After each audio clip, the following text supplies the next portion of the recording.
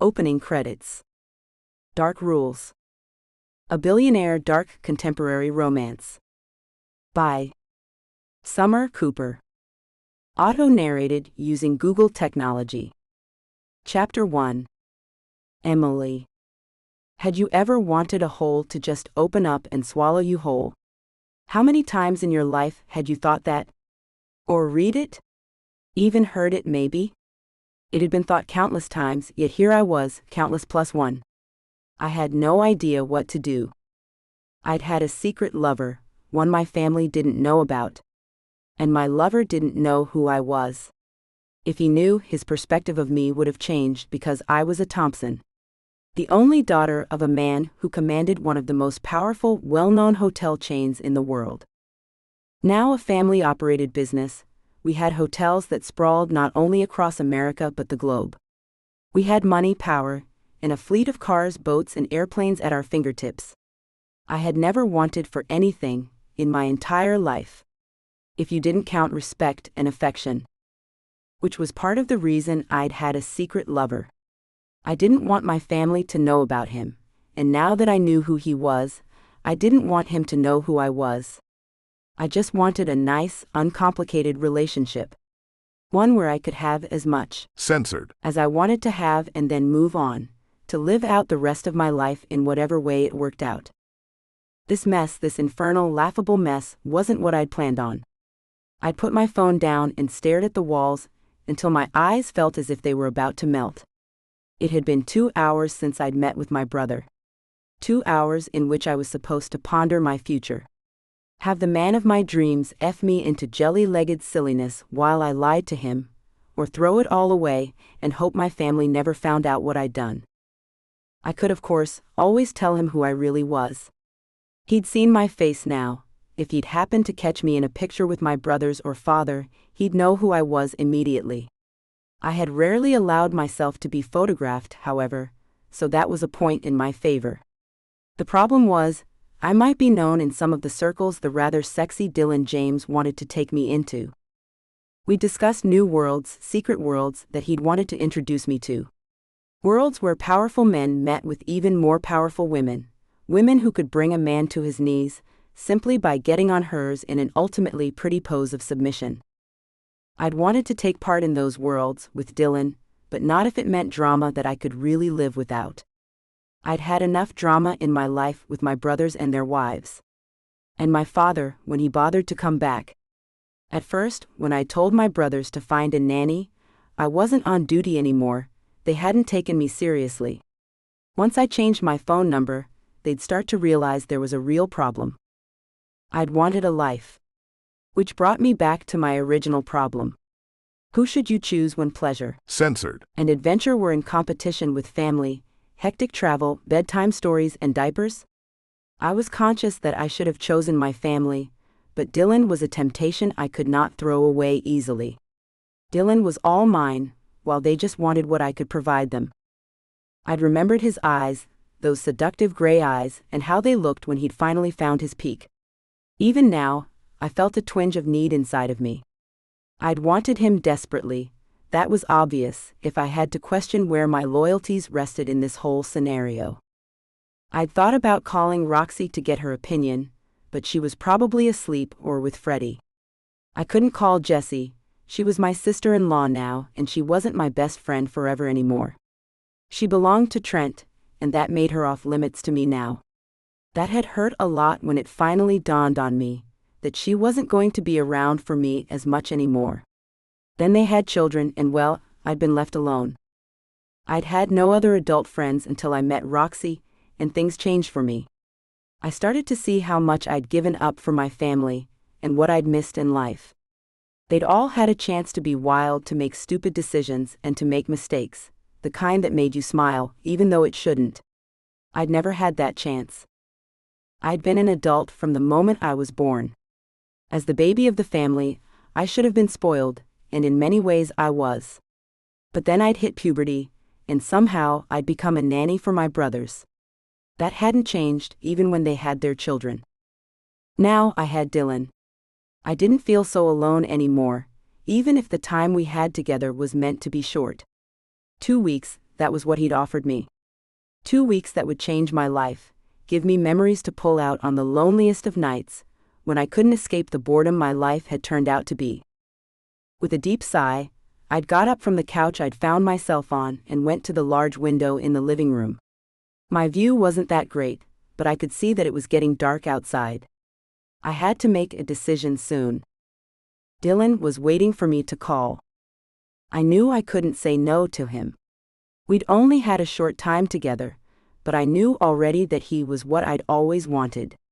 Even if I had only allowed the contemplation of what I wanted in the darkest hours of the night. Dylan checked all the boxes perfectly. My family would have to deal with it, if they'd ever found out. And really, there wasn't a reason why they should find out. If I wore my mask when we were somewhere that I didn't want to be seen, nobody would know it was me.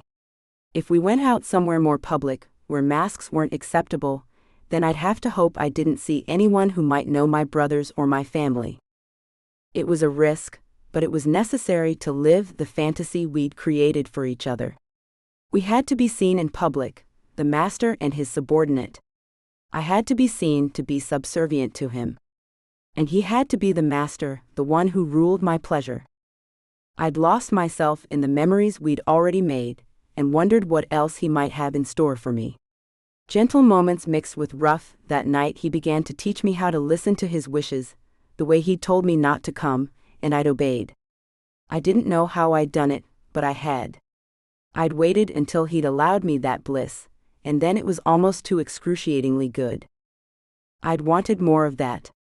I'd wanted to be wrung dry, and I knew with those skillful hands of his that Dylan could do it. I'd picked up the contract and signed it with a flourish. I would be his for 2 more weeks. Then I'd walk away and leave him in the past. I'd go back to my life here at the house I'd rented, and find a place for myself in the world. My family didn't realize it yet, but I was done being the nanny little sister that did as she was told. I was ready to find a life and spread my wings.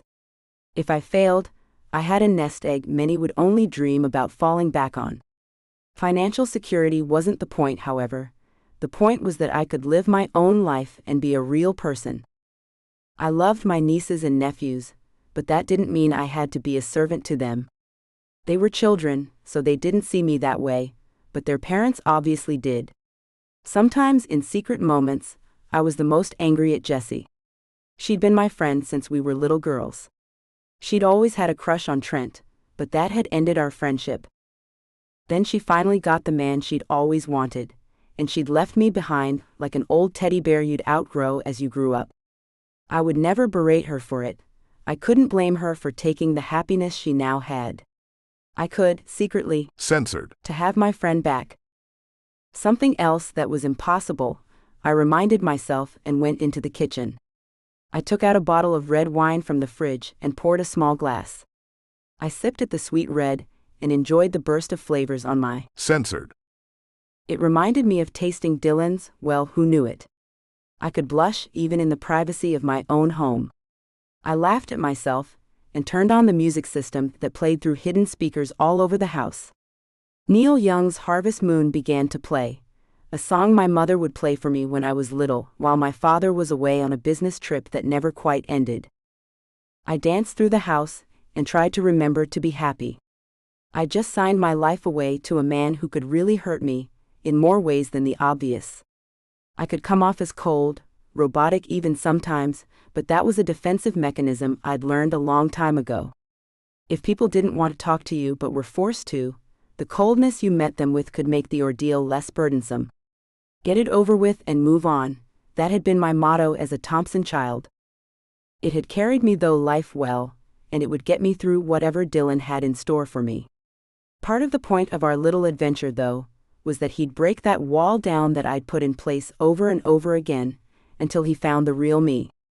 My heart pounded as I thought about it, and anticipation raced through my veins. He would give me everything I'd wanted. Sexually, at least, Dylan would give me total fulfillment. I'd never have to wonder what it felt like again. Censored. And completion were things I'd savored now. They were familiar, and I wouldn't have to wonder what sensations made women make those faces, those sounds. I knew what pleasure felt like. I'd enjoyed a good chocolate cake, and I knew what it felt like to get something that you wanted, but I'd never known what those sensations were from a censored standpoint. I'd practiced on myself and learned to control the urges I'd felt since I was a teenager, but I'd never known what it was like to have someone give me that kind of sensation. I did now, and I didn't want anything to take that away from me. Especially my family. I'd given them enough of me already, and they didn't get to take this away from me too. I went back into the living room, checked my new phone, and then went to have a bath. I'd have to be ready for Dylan.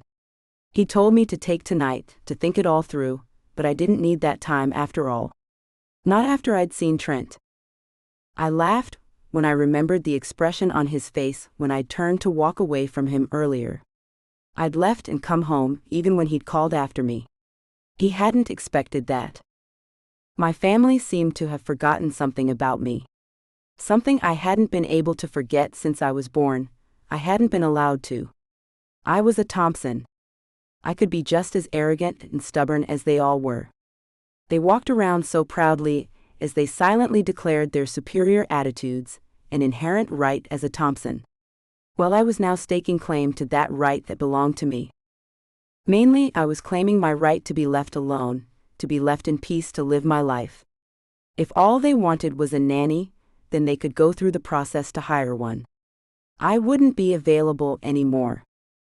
I sank down into my fabulous tub and let the hot water ease the censored from my sore body away. Dylan and I had only just begun to go down the trail that could see my body much more sore than it was now.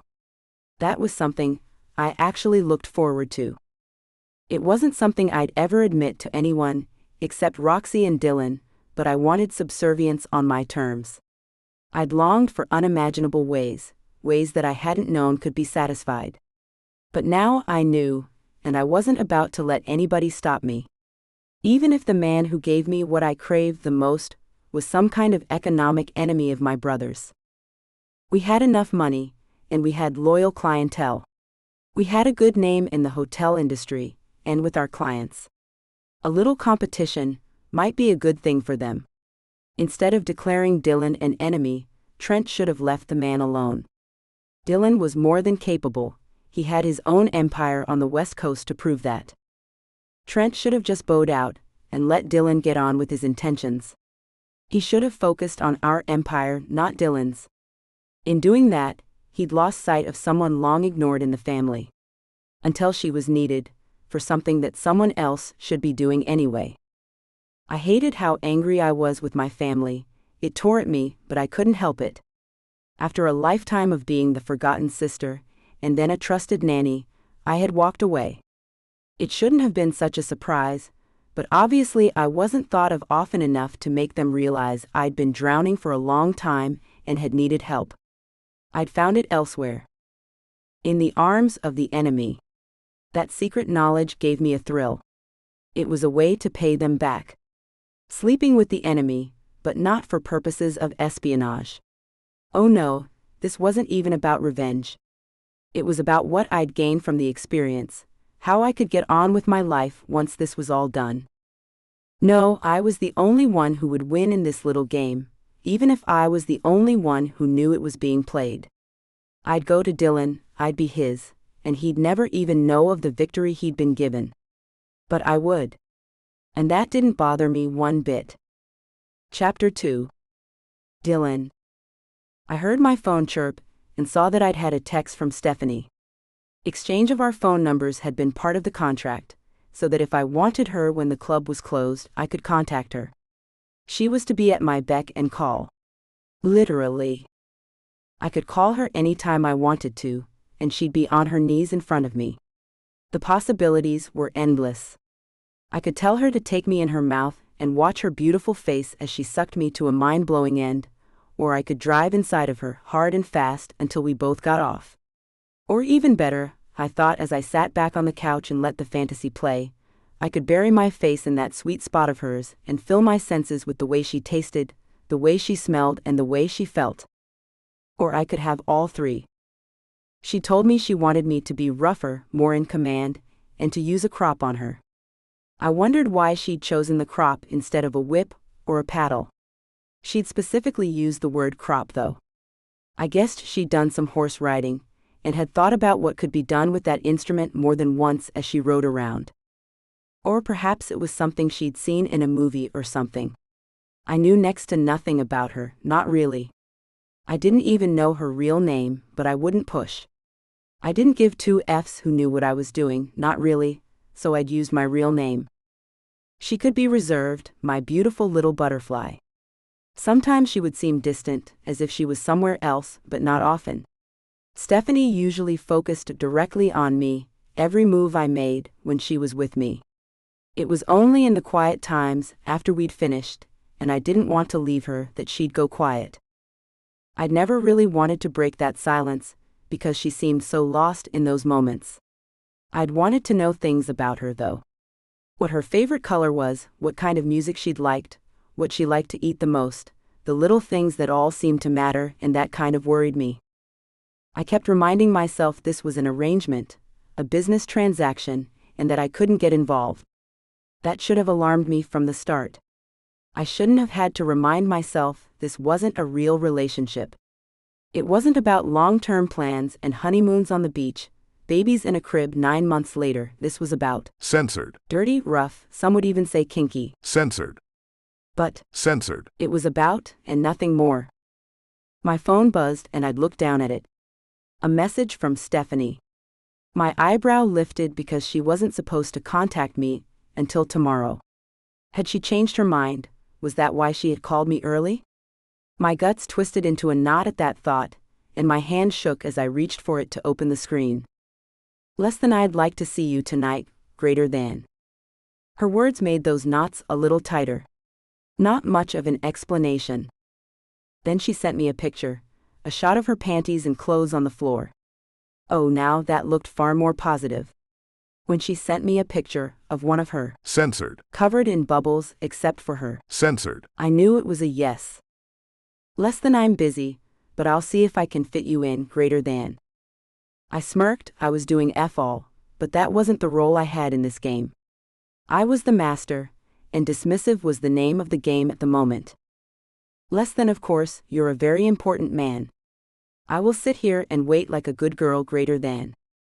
I liked the submission there, the tone that said she would obey. Less than, that would be wise, princess. Don't touch your. Censored. That's mine, greater than. Less than, no, of course not, sir, greater than. She didn't offer more, and I knew the game was on. If she'd come right out and demanded, Censored. I wouldn't be the dominant she'd wanted me to be. By backing off, she'd shown me that she was already playing. Less than, you must tease your. Censored. Every 5 minutes, until I tell you to stop, greater than. Less than, yes, sir, greater than. I could just picture her in the tub, teasing her. Censored. With soap on her fingers, getting way too hot to stay in the bath. It made me hard, and I fisted my. Censored. Through my trousers. I was at home, on my couch, and there wasn't anyone to see me. I pumped slowly at the shaft for a minute or two, and then I sent her another text. Less than, stop, wait 5 minutes and then you can do it again. But do not touch your. Censored. Greater than. Less than, I won't, sir, greater than. I knew she probably would, but I'd let it slide if she did. I wanted her primed for me, for when I had her later, and this would make her more than eager. Less than, are you touching them now, greater than? The question would have to be answered, and I knew she'd get frustrated, but she would do it. I smiled a rather smug smirk, when it took longer than it should have for her to reply. I watched the screen as she typed, deleted, then started to type again. Less than, yes, sir, greater than. I left her to it for a little while, then I went back to my phone. Less than, are you being a good girl for sir, greater than? She'd been the one to start that, and I'd learned I very much liked it when she did. It was such a sweet form of submission from her. It usually came with a hint of brat hiding just beneath it. Unless I had her pinned down in the throes of wild. Censored. Then it was dirty and carnal when she'd said it. No reply came, and after 5 minutes I knew she'd either got out of the tub to come to me, or she'd done the forbidden and touched herself. I decided to give her a little while longer. I'd put my address in the contract, and she knew I'd expected her to come to my place at some point, so I waited. It wouldn't surprise me in the least if she showed up at my door. Instead, my phone buzzed. Less than I'm sorry, sir, I couldn't help myself greater than. It was only a small lesson in control, and she'd been on her own. She admitted what she'd done though, and that was good. Less than I'll let it pass this time, sweetness. Next time, there will be consequences. Do you want to meet me at the table for dinner greater than? It was an exclusive place, but I knew I could get us a table there. I'd already set it up online by the time she texted me back. Less than, of course, sir. What time greater than? Less than I'm leaving now greater than. The sun was on its way to bed by the time I arrived at the restaurant and found her in the parking lot. She had on a flirty black pleated skirt that came down to her knees and a white blouse with black buttons that were just the right touch for the place I'd chosen to eat at. Hello, sweetness. Hello, sir. She looked down, demure, apologetic, with a slight blush to her cheeks. My Stephanie. I gave her, censored. That had her clinging to my black shirt by the time I'd finished with her.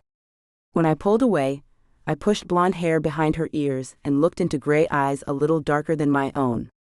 You look beautiful. I bent to her neck as she murmured a reply and licked her just below her jaw. A slight flick of the censored just to gather her scent. But you taste better. She blinked at me, astonished at my rather public display, but she didn't protest. I took her hand, and we swept into the restaurant with a slight breeze behind us. A breeze that promised much cooler days ahead. It's good to see you. Did you bring the contract? I'd asked offhand. I wasn't worried about it too much right now.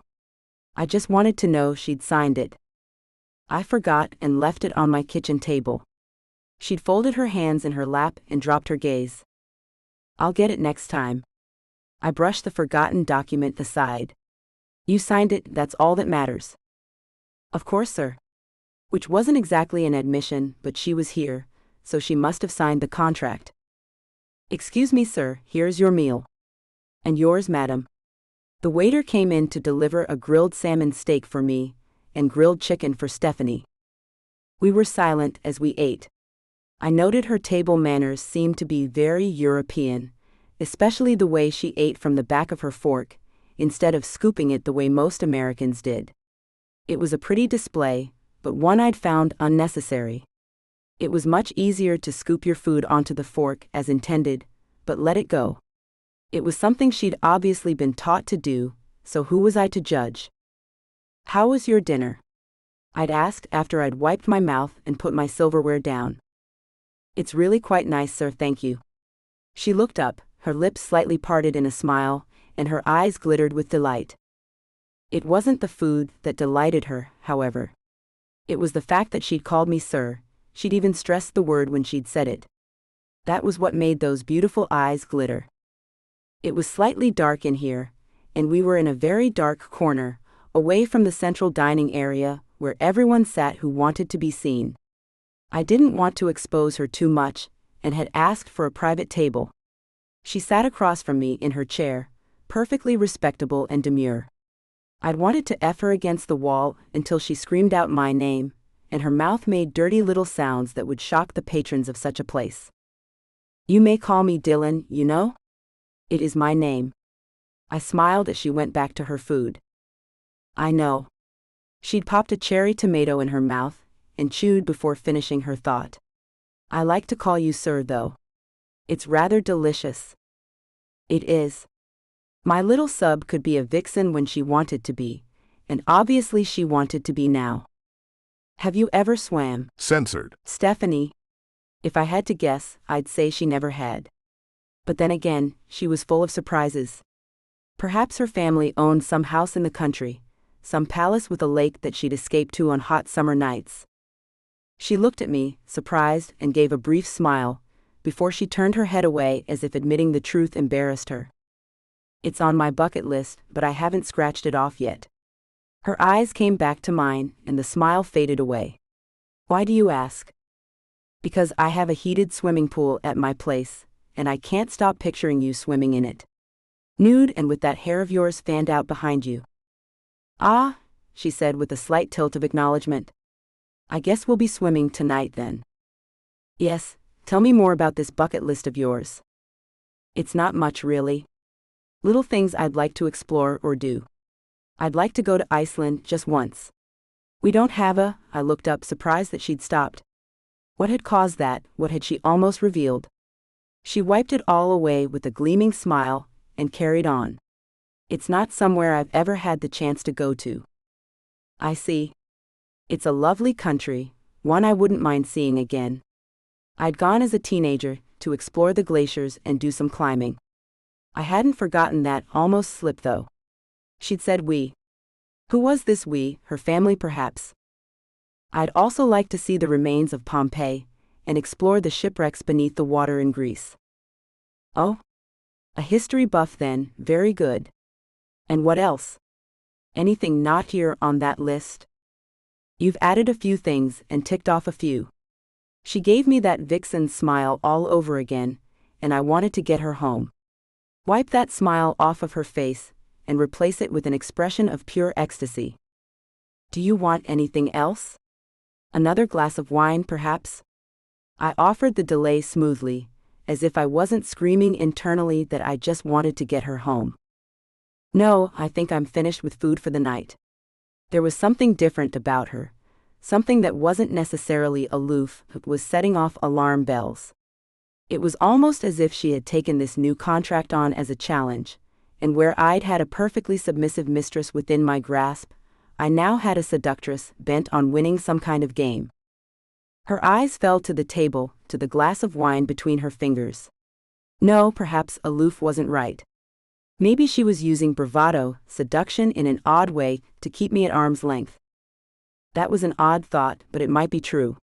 Had something happened in the few hours since I'd seen her last? I had to wonder, but she soon distracted me and asked if we could go now. She suggested she wanted to see my home, and I was more than willing to show it to her. I'd paid for our meal and we headed out, Stephanie in the protective arm I kept around her to hide who she was, though it wasn't so obvious that was what I'd done. I led her out to her car, and when she had buckled up and pulled out of her parking spot, I pulled out to allow her to follow me home.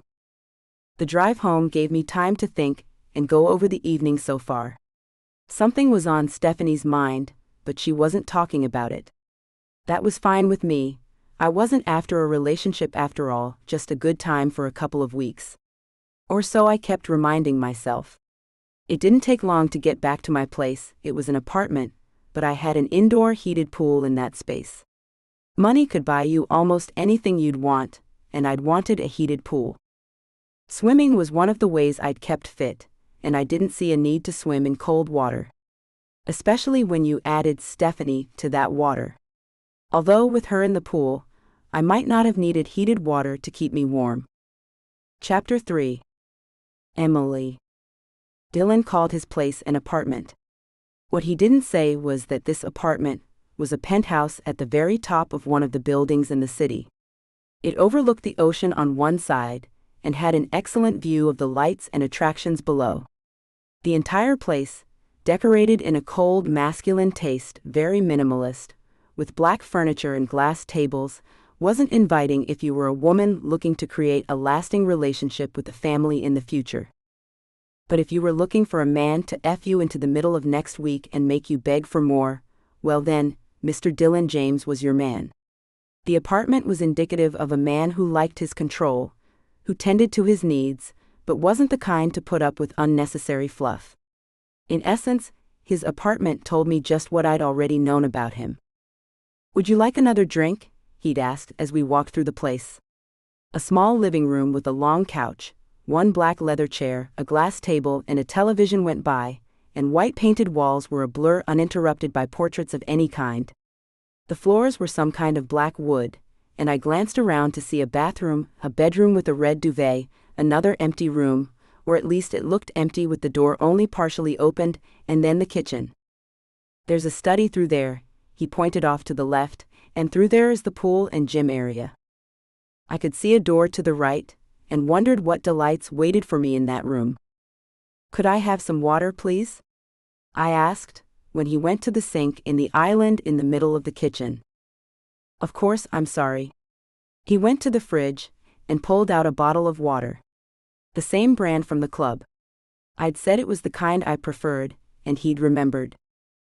I felt a smile pull at my lips as I took the bottle and opened it. After a few sips, I put the bottle down and walked over to him. Now, sir, when do we begin? I let my lips part, and my eyes went down as I sank to my knees. There'd been nothing about how a sub should act in this contract, only that I was to be the sub. I liked this moment of our time together though, and loved the way he looked at me when I did it. As if he was on top of the world.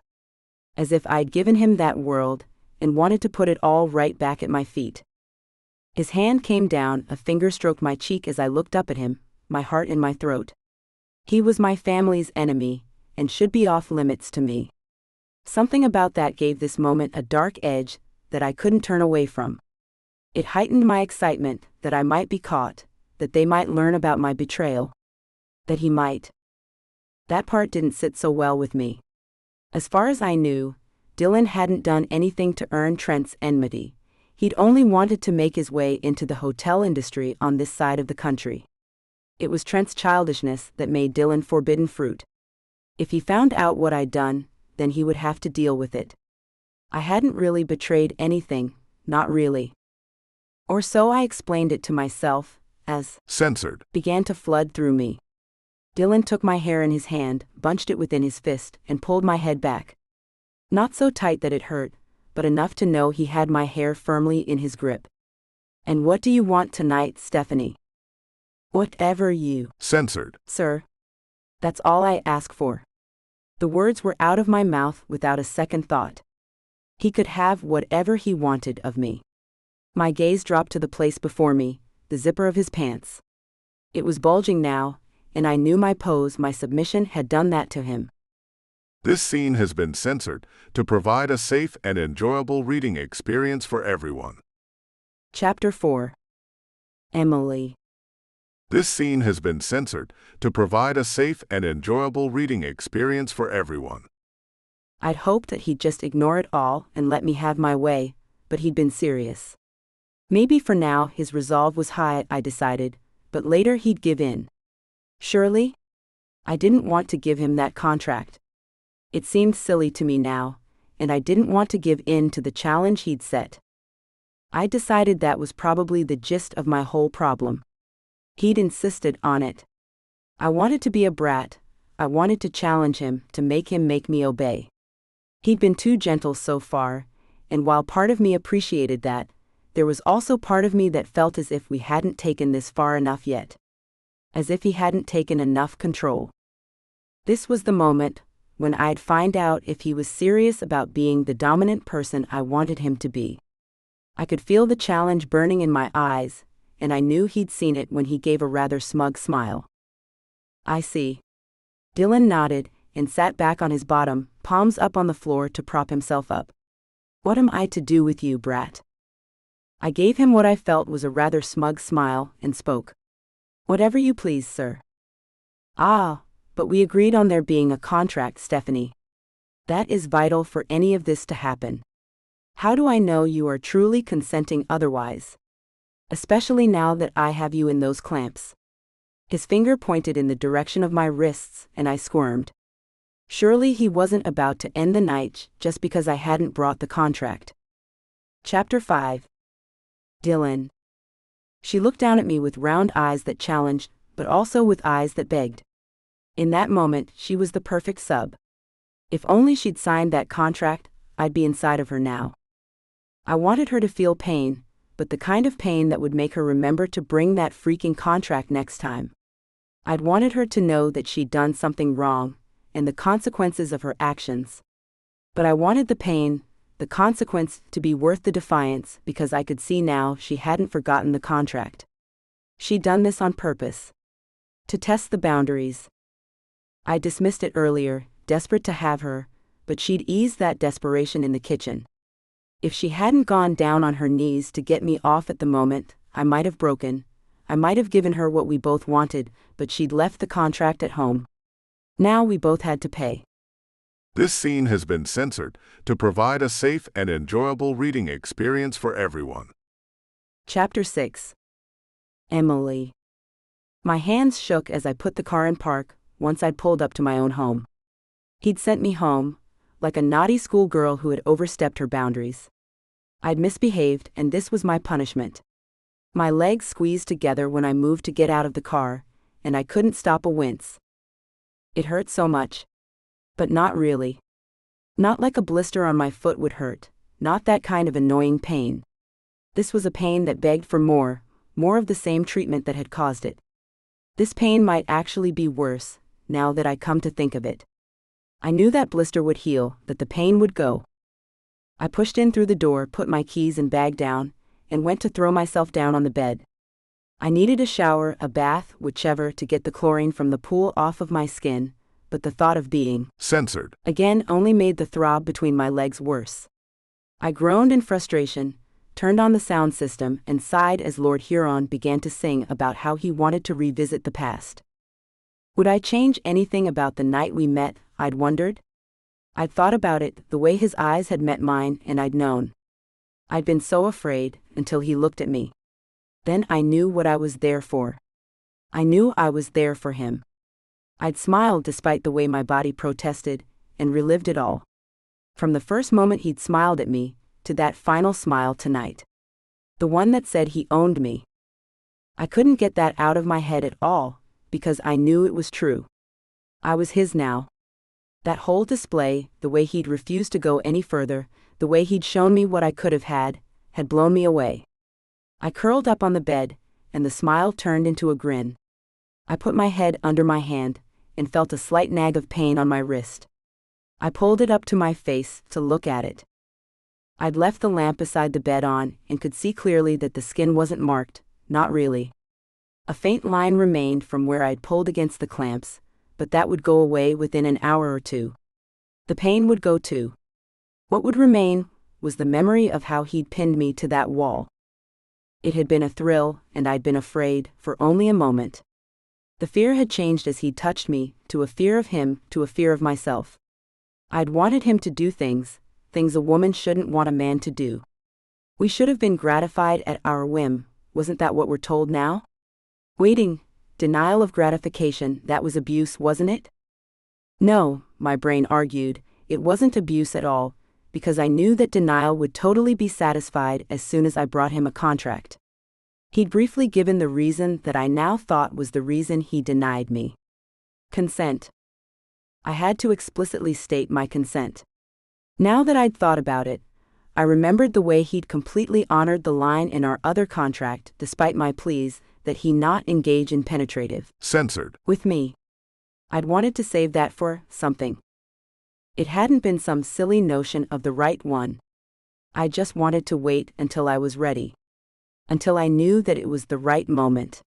I'd begged him more than once now. I'd already decided he was who I'd waited on for so long, and it was just a matter of consenting, quite clearly, that he was. I was more than sure. I knew with every part of me that he was the one I'd wanted to have. Censored. With the first time. He was the man I wanted to be, the one to take my virginity. But, a frown formed between my eyebrows. Wouldn't I feel that with anyone who had aroused me? Was it really that important to have the right first time? What if I hated him in 6 months? Wanted him dead? Would I still feel right about it? I laughed at myself, not because I couldn't imagine hating Dylan James, because I could. I laughed because I knew it was thoughts like this that had kept me a virgin for so freaking long. Whether I hated Dylan in a month, a week, or not at all, I knew he was the one I wanted to have intercourse with, in the fullest sense of the term.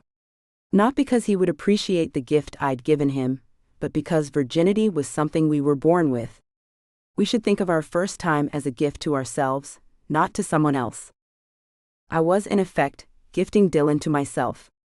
That made me laugh all over again. It was so silly, but it was true nonetheless. Dylan's censored inside of me would be my gift to me. I'd managed to hang on to this part of me for a long time. It hadn't been taken from me, nobody had forced me to give it to them. I'd had the most out of this whole thing. Now, I'd take that to Dylan and give myself the moment so many would wish they could have. I hummed along with the song on the radio as I closed my eyes for a minute and rested. I'd been so anxious all day, ready to get to the good part, and now I was tired. I had a feeling that would be a familiar feeling with Dylan. It wasn't just the physical things we did, but the way he made me think, contemplate things, before I answered or acted. I had to be sure of what it was I was doing before I did it with him. I knew that now more than ever. I heard my phone buzz and glanced over to see it was a message from Roxy. Less than well, are you a woman yet, greater than? She'd put a bunch of goofy emojis behind the question, and I laughed. Less than no, I was a bad girl and left the contract at home. He sent me home to think about my ways, greater than. I added a few silly faces of my own, and waited. She'd called me instead of texting me this time. What the hell is wrong with you, woman? She laughingly asked and groaned in dismay. I know, I'm stupid. It was a moment of madness, what can I say? You can say sorry. Girl, I've been waiting all night to hear about it and you. Censored. Out on me? Roxy could be quite blunt and plain when she spoke sometimes. I know. It was an experiment. I finally sighed and told her the truth. And what did you find out from this experiment, Missy? That Dylan wants a contract. He won't touch me until then. I left out the part where he'd clamped me to the wall and got himself off in front of me to prove the point, but it replayed in my mind. From the sound of that sigh, he did more than send you home, but I'll let you keep the details to yourself. When do you see him again? Tomorrow. We're supposed to go to another club. That new one that you told him about. Ah, good. You're going to like it. She sounded as if she had a secret that she'd wanted to keep, and I felt my face scrunch in question. What does that mean? Nothing, she replied, but I heard the smirk through the phone, just that it's going to open your, well, eyes. I don't think my eyes can be opened any wider, Roxy. Not really, I said doubtfully, but she just laughed. Oh, my little love, you just don't know. That chuckle was dirty, but sexy. I don't, huh? What else is there to learn? Mouth goes here, fingers go there, this goes in, that comes out. It's pretty basic. Even I knew I was oversimplifying it, but what else could I say? You'll just have to wait and see, dearie. For now, I have to get back to work. Freddie is here, and he has some friends with him tonight. It's going to be busy. They've all got the hots for that new girl, whatever her name is. Angel? I asked, pulling the name out of my memory. Dylan had mentioned her one night, as we headed to the room. Apparently, he'd given her the name. Yeah, that's her. I thought she wouldn't last, but she's busy proving me wrong. She's quite the little trooper. Good. I hope she finds what she's looking for. She seemed sweet. Honestly, I'm not sure she knows. Roxy sighed, said something out of range of my hearing, and then came back. Gotta go. Call you tomorrow if I have time. I knew she would, and hung up. Time for that shower. I came back to the bed to see my phone blinking on the nightstand. I frowned as I picked it up, but then grinned when I saw it was a message from Dylan. He'd sent me a short video clip. He'd been in the shower, steam billowed around him, but I could see him there, his head back, and I had to wonder where his hand was. I couldn't see below his. Censored. But that looked exactly how he looked when he'd came. I felt some response deep inside of me and groaned. Freaking tease. I'd calmed my body down with time, but in an instant it was back, that urge to be with him, on him, with him inside of me. I knew I wouldn't be able to sleep, and decided two could play that game. This scene has been censored to provide a safe and enjoyable reading experience for everyone. I'd waited until it was done, when my heart calmed, and I could breathe normally again before I sent it. I didn't think about it, not long enough to wonder what the consequences might be. Not until he didn't respond. Had he gone to sleep already? Was he angry, and that was why he didn't answer? I combed my fingers through my hair and stared down at my phone, willing it to buzz, to light up, anything. I'd slid down into the covers, and had pulled them up to hide the sting of tears when I heard a fist against my door. My eyes went wide then, and I wondered how much trouble I was in. I didn't care, though. He was there, at the door. I swiped the stupid tears away, and went to answer the door. He stood there, one arm braced on the doorframe, the other hand on his hips, in jeans and a black t-shirt, no shoes, his hair sticking up in every direction. "Where's the contract, Stephanie?" He didn't look at me, he just looked down at his bare feet. "On the bar in the kitchen." "Come in." I pulled the door open but stood behind it. I'd lost the towel in my bed when I pulled the covers over me, and I was completely censored. "Now. Have you signed it?" His voice was husky, as if he was having trouble speaking, and I looked at him. His gaze, however, was still on his feet. "Yes," I said quietly and waited. "Good." He stalked into the house, walked through it until he found the kitchen and looked on the bar. He picked up the stapled paper and flipped to the back. My signature was there, in ink so bold that I could see it, even in the minimal light cast by the lamp in the stove hood. "Right. Come with me." I took his hand, still not sure whether he was angry or just holding on to barely controlled. Censored. "Dylan." "No, please. Don't." He walked toward the only other light in the place. The lamp in the bedroom was still on, and he tugged me along with him. This scene has been censored to provide a safe and enjoyable reading experience for everyone. Chapter 7. Emily. This scene has been censored to provide a safe and enjoyable reading experience for everyone. I assured him, and handed him the towel I'd dried off with earlier. He cleaned us both up, and then he surprised me. He got under the covers with me, and pulled me close. "I don't want to get you pregnant, Stephanie. We barely know each other." He eased the sting of that, when he pulled against my shoulder and rocked me against him. "I am not ready for that, and somehow, I have to think you aren't ready to give up exploring this side of you yet." "You're right. I don't want a child any more than you do. It's not part of my plan." I smiled and pulled away. "We can't let that happen again. Do you want some juice?" "I have some in the kitchen." "Yeah, that'd be nice." He smiled and sank down into the pillows, a hand behind his head to watch me as I left. The offer of a drink was more than hospitality. It gave me a minute to run through the house and hide anything that might have escaped my earlier assault on the house. I'd hidden anything with my name on it, bills, letters, diplomas, notes, anything before I'd even left for his place. I knew he could show up at my place, as he knew where it was now, and that could sink all of my plans. I didn't want him to know who I was. I grabbed my bag, threw it in a closet, then ran into the kitchen to get 2 glasses of orange juice. I took them into the bedroom with a smile, and glanced at my phone on the bedside table. There wasn't a lot he could learn from that. I didn't have any letters or anything in table either, so the room was safe, I could relax. If I ever decided to tell Dylan who I was, it would be on my terms, and I thought he would respect that. I handed him the glass of orange juice, confident that my identity would remain concealed for now. "Thanks." He sat up, gave me a censored and relaxed against my pillows. "So this is what your bedroom looks like?" "Yeah, like you, I've only just moved in.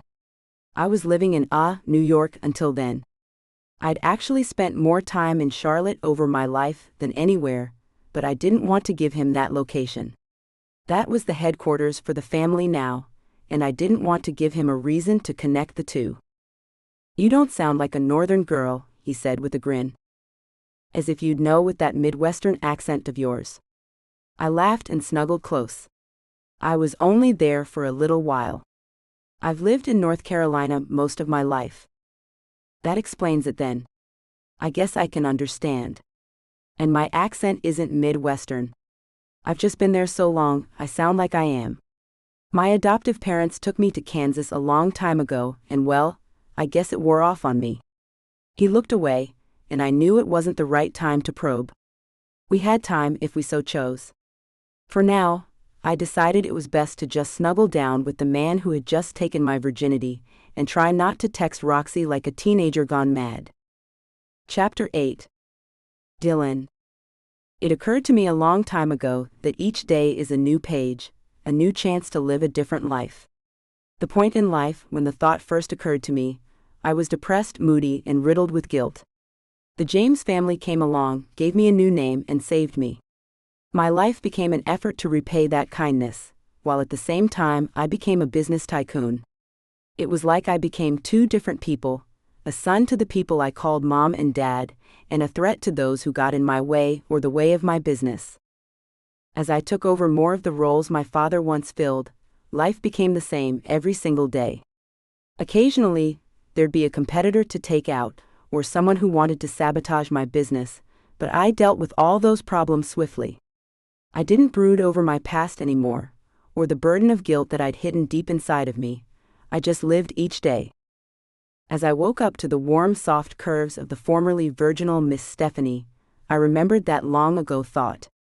She'd changed each day for me now. She'd become a reason to be curious.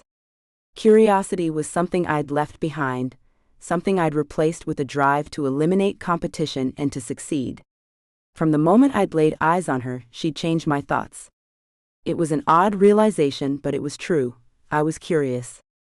What life would I live today? Reality came flooding back in swiftly, though. She might make me curious, amongst other things, but she was only a fling. I eased away from her and slid from her bed. For a moment, I sat on the edge of the bed while my hands scrubbed at my face. This wasn't a good idea, I knew that, but it was too late to worry about consequences. I glanced back at her sleeping form and grimaced. Already, I wanted more time with her, and that was dangerous. I didn't need the distraction. My brain knew it, said it was logical to walk away and forget her, but I could not make my body obey on that front. Maybe my brain was a little rebellious too, I thought with a wry grin. Stephanie was sultry, and far too delicious to give up just yet. When this contract was done, I'd walk away. I'd promised myself that as I went to find a bathroom. I showered and cleaned myself up as much as I could, brushed my teeth with a toothbrush I'd found amongst several that hadn't been opened yet in a drawer, and dressed before the sun had even come up. I didn't sleep much these days, but I'd had a restful night next to Stephanie. I squashed the thought that came after, and went into her kitchen. I found a pad and pen on the fridge and wrote a note. Quietly, I took it to her bedroom and left it beneath her phone. I had work to do. I headed back to my place after a stop for some drive-through breakfast and a cup of coffee. I opened my laptop up to check my email. My workday didn't always start in an office, especially here in South Carolina. I didn't have an office yet, not really. My mom had sent me an email, so I opened it. She tried to call, but hadn't been able to reach me. Dad was sick, not feeling too well, and she was going to take him to the doctor. That had been yesterday. How was he today? A stroke earlier in the year had left Dad a little worse for wear, but better off than some. It had been caught quickly and treated, so he was luckier than most. He couldn't use his right arm, and when he was tired, he slurred his words. The stroke had impacted his overall health and mental faculties. He'd forget things sometimes, and he was prone to illnesses now. I picked up my phone and called my mom. The woman I thought of as mom, though, I no longer reminded myself that she wasn't really my mother. She'd been a mother to me when I'd needed one, and that was what mattered. "Hi there, Mom. How are you?" I said as soon as she picked up. "I'm all right, honey. How are you?" Her voice, always a little thin and soft, sounded tired now. I tried to get her to bring in more help around the house, but she wouldn't hear of it. She didn't want Dad to think he was a burden at all, even if there were alarms on all of the doors and windows now because he'd started to wander in his sleep after the stroke. It wasn't really that he was a burden. People weren't burdens after all, but he did require more care now. She refused to have anyone in, but the maid and the man they kept to take care of the heavy labor around the house. "I'm good, Mom, real good."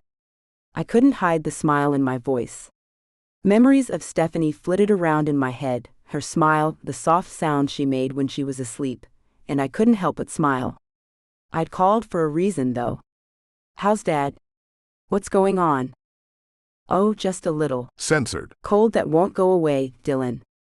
The doctor gave him some medicine that should help. I could tell by the way she tried to brush it all off that she wasn't being totally honest. You know I can come back if you need me, right? I'll always be available for you and Dad. I felt guilty when I said that. I had turned my phone off last night, but not because of them. I just wanted to be away from the constant ping of emails from the hotels we owned for a little while. I know, honey, you're doing a great job taking care of everything though. You're way out there at the beach, and you don't need to worry about us. Just enjoy your time out there, won't you please? I know you're looking to expand, but Dylan, you need to take a break, honey. You work too much. Well, you know better than anyone else, Mom. This business doesn't create a lot of time for peace and quiet. I found a few moments, though, don't worry. Hum. She hummed into the phone, and I could picture her face scrunched with doubt, but then I heard her chuckle. You might not be our biological son, Dylan, but you sure are like your dad, you know? I laughed softly with her and had to agree. He taught me well. I followed his example, and I have some big shoes to fill. My dad was well over 6 feet tall, and he was a muscular guy, at least he was before the stroke. Now he was less of the man he had been. His muscles had shrunk as he recovered from the stroke, and his back was stooped now. Overnight, he'd gone from vital and healthy to a shadow of who he had once been. His muscles had withered over time, and that, mixed with the paralyzed arm and the slurred speech, had turned him into an old man. My heart Censored. When I thought about it all, and I had to take a deep breath. Is he going to be all right? The question came out quietly, softly, a gentle demand for the truth. I deserved honesty and asked for it now. It could get bad, but it's being treated. He should be all right. I'll let you know though, Dylan, I promise. I won't keep you in the dark. Her voice, always so frail, had a strength behind it when she spoke this time, and I knew she was being honest. I'd found Dad when the stroke had started. He'd been in his office, trying to call someone, but he couldn't remember the number. He tried to ask me to help him, and the words had come out completely garbled. I'd known something was wrong immediately, and had phoned for an ambulance. I was glad now that I'd taken part in the first aid courses all of the staff were required to take. We'd been taught the warning signs of a stroke, and it had taken a second for the signs to coalesce in my head, and I'd acted quickly. Okay, I may be unavailable this evening, but I'll take my other phone with me, okay? If you need me, it will work. I had an old flip phone, good only for phone calls really, and kept it on hand when I went somewhere that I didn't want to be disturbed. The only people who had the number were Mom and Dad. It wouldn't disturb me if they needed me. It was my honor and duty to be there for them. The rest of the world could F right off. I know, son. Listen, it's time to give him his medicine, so I need to go. Please, try to have some kind of fun, won't you, son? I could hear the worry in her voice, and wanted to make it go away. I have, Mom, I promise. My evenings and sometimes even the days have been really good. Stressful sometimes, but good. Now go see to Dad. I'll talk to you soon. Love you. She responded with her own declaration of love, and hung up. She was right, I needed to enjoy the place a little more than I had so far. Dad had worked hard at his business, and he'd worked harder to spend time with his family, but he never took time for himself. Oh, he'd go to the gym at the office, and he'd take care of his body, but he never really took time off to enjoy life for himself. I always suspected one of the reasons they hadn't had children of their own was the fact that Dad never really stopped working long enough to make any. Which kind of felt disloyal, but it was something I'd wondered about. Neither of them talked about why they'd been childless when I came along, and it didn't feel proper to ask. The couple had always been loving, accepting, and encouraging to me, and Mom had always been affectionate, but some things were just personal. I'd come to them as a very young teenager, but despite that, I'd felt as if I'd been with them all my life by the end of the first year. I could barely remember my former life. It was a life not worth thinking about. I got up from my desk and went to look out of the large window in the room. The beach was in view, some distance away, but still there. I watched it for a while, and then I went into the bedroom and changed. I put on a pair of dark blue jeans, something I very rarely wore, and a long-sleeved gray shirt. I had plans later. I was taking Stephanie to a new club, but I decided to spend a little time on the beach before that. I drove the car out to a public parking area and got out. I wasn't sure what I wanted to do. It was too cold to swim, even though the sun was out, and most of the tourist attractions held little appeal to me. I started to walk.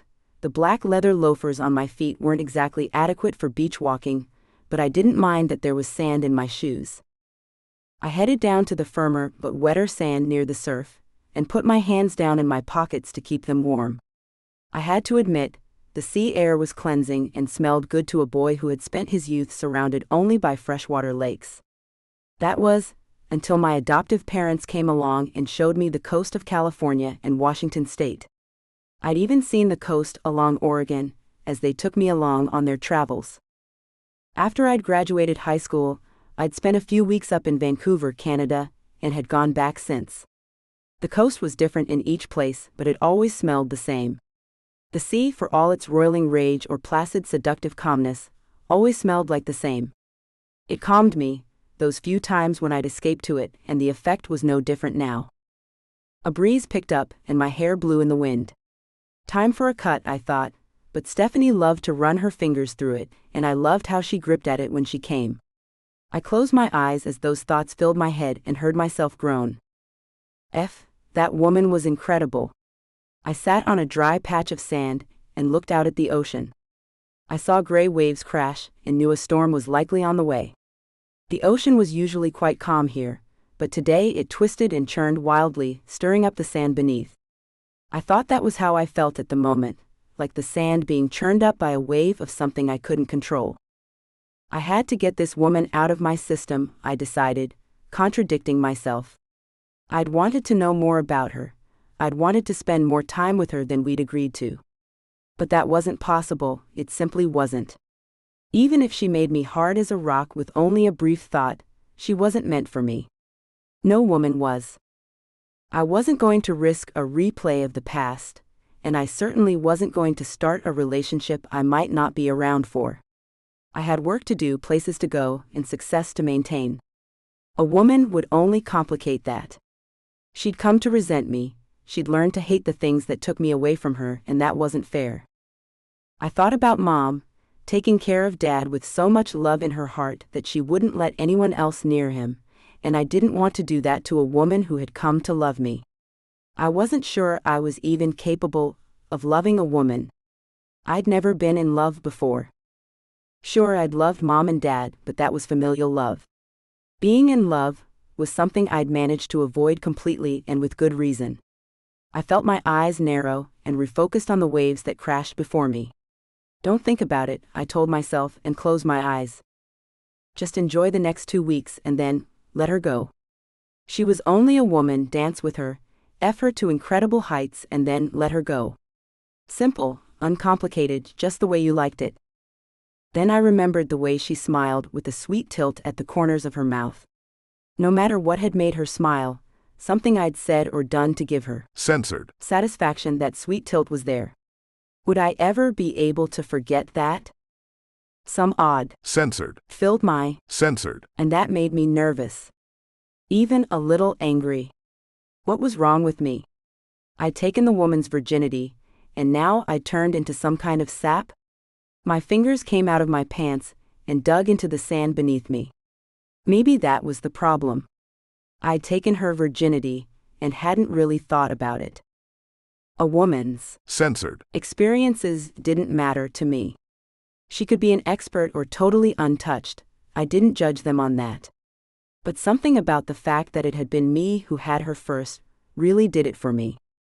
I'd been the only man to know her in that way. I was the only man who had effed her. I'd brought her into the grown-up world of censored. For that matter, I'd been the first man to ever touch her anywhere. In this day and age, it was next to impossible to find someone completely ignorant about human sexuality. Stephanie had known what she wanted and what she didn't want, so she'd researched somewhere along the line. But it was me who had given her those pleasures first. It was me who had shown her what she liked and didn't like. It would be me who took her even further. For now, at least. Later she'd find someone else and maybe take a new path. Something about that. Censored. Me off, though. I didn't want to admit it, but the thought of anyone else putting their hands on her made my fingers. Censored. To connect to that someone's face. I was in real trouble. I pulled my knees up and put my arms around my legs.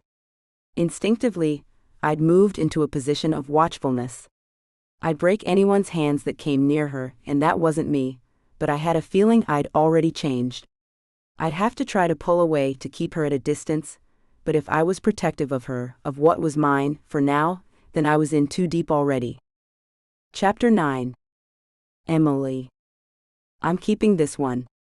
I'd watched as Dylan took a small flip phone from the collection of objects we'd placed in a basket as we walked through the metal detector at the club. It was on the outskirts of town and looked like any other anonymous building. It was nicer than Elmo's, the club where I'd met Dylan, but it was of similar style inside. Unobtrusive, tasteful, and done with an eye to relaxation, the place could have been a spa. If there'd been spa workers offering legitimate massages, I wouldn't have been surprised. Instead, the only workers I saw were security staff, bar staff, and someone who passed with a tray of food in one hand. We walked from the entrance and in through a narrow corridor that opened to a room that was small, but got the point across. You chose your destination at the beginning of the night. A small door to the left had a bathroom sign tacked to it. The only entrance then was the door on the right. I looked at Dylan, a smile in place. It felt a little odd not to have my bag or phone, but I knew I could live without it. Why had he kept this other phone? I had to wonder but assumed it was something to do with his father. He'd left me early this morning and had called me later to tell me about his call with his mother. That had surprised me.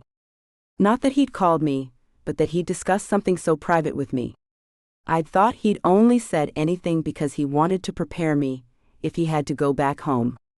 Otherwise, he probably would have kept it to himself. Dylan would let little things slip through every now and then, but not often. We'd already booked our evening here, or I'd have told him we could have stayed at home if he was so worried. I hadn't even known the phone existed until he'd pulled it from his pocket. Maybe I should say something. I moved up beside him and pushed my head close to his. He leaned down to listen as I spoke softly. If you need to go home, or if you'd rather we go somewhere else tonight, we don't have to stay here. This can wait. No, it's fine, pet. I just want to be reachable if Mom needs me, that's all. He placed a reassuring hand against my arm, and we moved up to the table where a young woman with black hair and heavily made-up eyes sat. Her eyes were an unusual shade of green, almost aqua in color, and I wondered if they were contacts. Hi there. Have you been to Whispers before? She gave a smile filled with perfectly straight, white teeth, and looked up at us with curiosity. No, we haven't, Dylan answered. I let my head fall timidly in my role as his sub now. I wanted to play it perfectly in public. Awesome, it's your first time. She gave Dylan a wink, and then sent one in my direction. I felt my cheeks flame, and I wondered if it was obvious that I'd been a virgin until last night. I knew it wasn't, but still, the comment made me blush as my body remembered the moment Dylan Censored. Into me for the first time. What we offer here is every couple's fantasy. Whether that fantasy is the opportunity to watch others, be watched, take part in group, Censored. or just sit back and have a drink as they explore, we have it all here. Sometimes we have more of one thing than the other, and sometimes we'll have a special new kink come in, but we try to match up people that have similar interests. She gave us a rather coquettish smile, and I felt at ease at last. It's about the fun here, the exploration, and the satisfaction of our patrons. We have 3 rules: no means no at all times, no exceptions at all, and you are to treat other patrons with respect. They are not employees and should not be treated as slaves. Which brings me to the final rule: those who are staff are off limits. No. Censored. At any time, of any kind. Am I clear? A very black eyebrow came up then, and we both agreed. I bit the inside of my lip between my front teeth, to smother a giggle that wanted to escape. It was a nervous giggle. It would have been a display of my innocence, my nervousness, and I didn't want to come off as a complete novice. "So how does this work then?" Dylan asked, and we both looked up at pictures behind the woman. "Well, you've already signed up for your memberships, and let me see." She paused and looked down at the screen of the laptop in front of her. "Yes, you're premium members, so you can wander around until you find what you like. There's no need to order a package, unless you want something specific. Then we'll have to arrange that with another couple. I think we'll just have a look around for tonight," Dylan said, his husky voice even a rumble from his. Censored. The woman nodded and looked at her laptop, typed a few keystrokes, and then reached into a drawer. She was efficient, professional, and set us both at ease. With a cheerful smile, she placed stamps on our hands, and then pressed a button on her desk.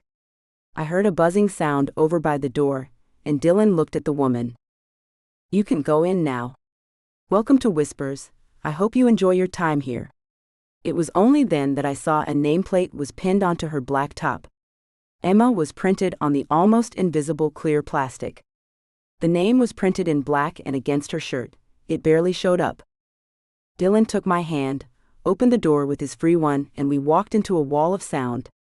People crowded a large room, painted black, with multiple colors of lights placed in different areas. A band was on the stage toward the back, and we walked toward the bar on the right. "Hi there, what can I get you?" a young man asked, and I felt my eyes go round. He had on makeup so expertly done, I felt like an amateur. He looked magnificent, and the fedora, short black denim jeans, multicolored suspenders, and white shirt told me the man was a character I'd like to know more about. He was obviously a male, but his face was feminine, and I found myself intrigued. Not sexually, but just on a human level. It was only when he'd pushed himself back and forth that I realized he was on roller skates. I smiled and looked up at Dylan. "I like him." Dylan just smiled, shook his head ruefully, and answered the bartender. "Scotch for me," and he paused, looked at me, and I tilted my head. What would he order for me? "A screwdriver for the lady." "Good choice," I praised him as the bartender went off to make our drinks. At least the vodka would be slightly diluted by the orange juice. I wasn't a heavy drinker and never would be. A little alcohol wouldn't be a bad idea in this place, I decided as I looked around. There were cubicles, some open and filled with chairs and tables that screamed of VIP area, and others that were shrouded by curtains. What was happening behind those? "You still up for this?" Dylan asked as he came up behind me, his voice in my ear. His hands moved around to my hips, and I was glad I'd put on a long white dress with black sleeves. I'd barely feel that touch if I'd had on a skirt, a shirt, and underwear beneath it. With only the thin knit of my dress and a pair of barely there panties underneath, I felt the touch almost as if I was censored. The dress came down to my knees, and a pair of long boots covered the rest of me. "I'm more than certain, sir. I'm eager to explore." I didn't want the touch to end, but I wanted to face him, so I turned in his arms. "I want to know so much more." I dropped the words down to a seductive tone and placed my fingers on his. Censored. "Then that's what we'll do. We won't take part in anything, but if you want that to change, just let me know. If it's acceptable, we might. I'll decide later." "Oh?" I asked, the brat coming to life as he spoke. I even let my left eyebrow come up a little. "And what might you find acceptable?" "Well," he sat on a bar stool and pulled me to him. The bartender had placed our drinks on the bar, and left to attend to others now. "If you see something like a woman being flogged that you can't live without watching, then we'll stop and watch. If you see a room that has an invitation for group censored on the door, well, we can watch, but I don't think you want to take part in that. Not yet, at least." He took a sip of his drink and watched me. I don't know." I blinked stupidly for a moment and looked around. There must be more rooms I couldn't see yet because I didn't see an area where things like that might be happening. I'd never thought about censored with more than one person at a time, not really. I wasn't sure I wanted it. I did want to explore though. "Can we walk around?" Of course, pet, follow me. He took my hand, his drink in the other, and we followed green arrows I'd spotted, lit up, just at the level of the ceiling. Were they exit signs? No, those were in another area. Dylan followed them, and we walked through an open door into a whole new world. Somehow, most of the sound from the band was contained in the open room behind us. It was quieter back here. I saw row after row of rooms on each side of the corridor. An elevator told us there were 3 more levels to explore, if we didn't find what we wanted down here. I looked at Dylan, uncertain of what to do, and he smiled. Come along, pet. Let's open those innocent eyes a little bit. The first window showed an older man. He looked much like Dylan.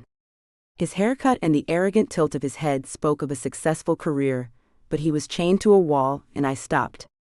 Dylan?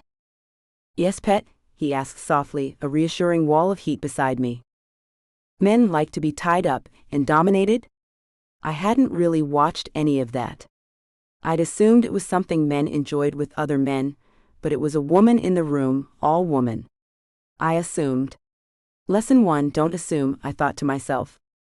Many men adore being dominated by a woman. Or a man, it's not always gender specific. Sometimes it's fluid, a man one day, a woman the next. It's the domination they crave.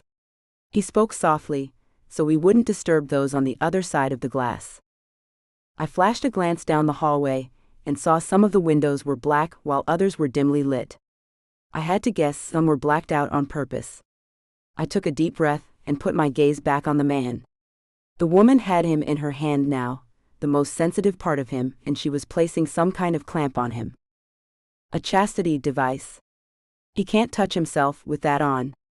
It will keep him from getting hard too, once he calms down from his current state. But why? I was confused again. It's something we've explored slightly. Orgasm, denial as domination. It forces the sub to focus or fail. Either way, the dom will find out what their sub is made of. Something in his tone told me there was more to it, but I wouldn't ask now. Dylan tugged on my hand, and we moved to another room. This one had a window lit by golden light. I soon found out it was a room filled with candles.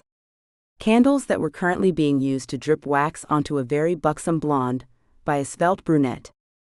Wouldn't that hurt? Watch her, pet. Look at how her censored go tight every time the wax comes close to her breasts. I did as he commanded, and watched. It was confusing because the brunette sat on the blonde's face, but she somehow managed to avoid woman's censored. On purpose? Was that it? She was doing it to tease the blonde. Was it always about domination and submission, this game of censored? Oh, there was certainly a give and take to it, but I pondered it now. Could you both give without taking? No, I decided, and moved on. It was interesting, but I was eager to see what was next. I found a room in darkness, but there were points of light in the middle of a black wall. Small spotlights. A woman sat on the bed, but as we came up, a light came on, and I saw the tip of a penis come through a hole in the wall. Kind of gross, I thought with a shiver, but then it was also interesting. In a perfect world free of diseases that might have interested me, I might have wanted to try it, but I wouldn't do such a thing. We'd had to submit health certificates to be accepted, so I knew everyone else had to, but I still wondered. Would I be able to tell from a censored in the wall if the person was healthy? Honestly, there was no real way of knowing, but I couldn't do anything about it. This was my problem with Anonymous. censored. It was dangerous. At least with Dylan, I knew he'd been declared clean for certain.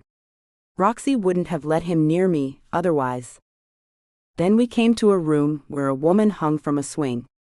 Her hands were tethered over her head, and her feet were each clamped in a vise that kept her legs spread wide. Anybody could walk in and F her. Anybody could do anything to her. A gag in her mouth made sure she couldn't speak. I stopped and my pulse raced. F. Something inside of me screamed the word want. I wanted to be her. Deep down, on a level one hadn't wanted to admit existed, this was what I'd wanted. I didn't want a choice. I'd wanted to take what she had a step further and be blindfolded too. I must have made some sound, because Dylan looked at me. This pet. I couldn't say anything else. I was too caught up in the woman in the swing. Chapter 10. Dylan. My little innocent former virgin had just revealed something deeply hidden, I suspected. From her still frozen response, I knew she'd even shocked herself. This caused some deep response in her, and she couldn't look away. A man hidden until now came from the shadows and touched the woman's thigh. She looked down at him, but he had on a full face mask. Only his eyes and mouth were free, and he was fully clothed. Her body was contorted in the swing, but she looked to be on the plush side. It wasn't her figure that mattered, however. It was that she'd submitted herself to this. She'd chosen this for herself. I'd heard Stephanie breathe in deeply, a quick suck of air, and waited for a further response. She was on the verge of something here, and I wanted to watch it with her. I wanted to watch her reaction. The man didn't speak to the woman, he just looked her over and then undid the zip on his pants. He didn't even remove his clothes. He simply moved between the woman's thighs and censored into her, his hands on her hips to hold her in place. She couldn't even squirm away. I knew she didn't want to, though, or she wouldn't have been in the swing. From the way her legs clamped and strained against the swing's ties, I knew she'd wanted to wrap her legs around him. I felt my heartbeat increase as I watched, but it was more Stephanie's reaction that excited me.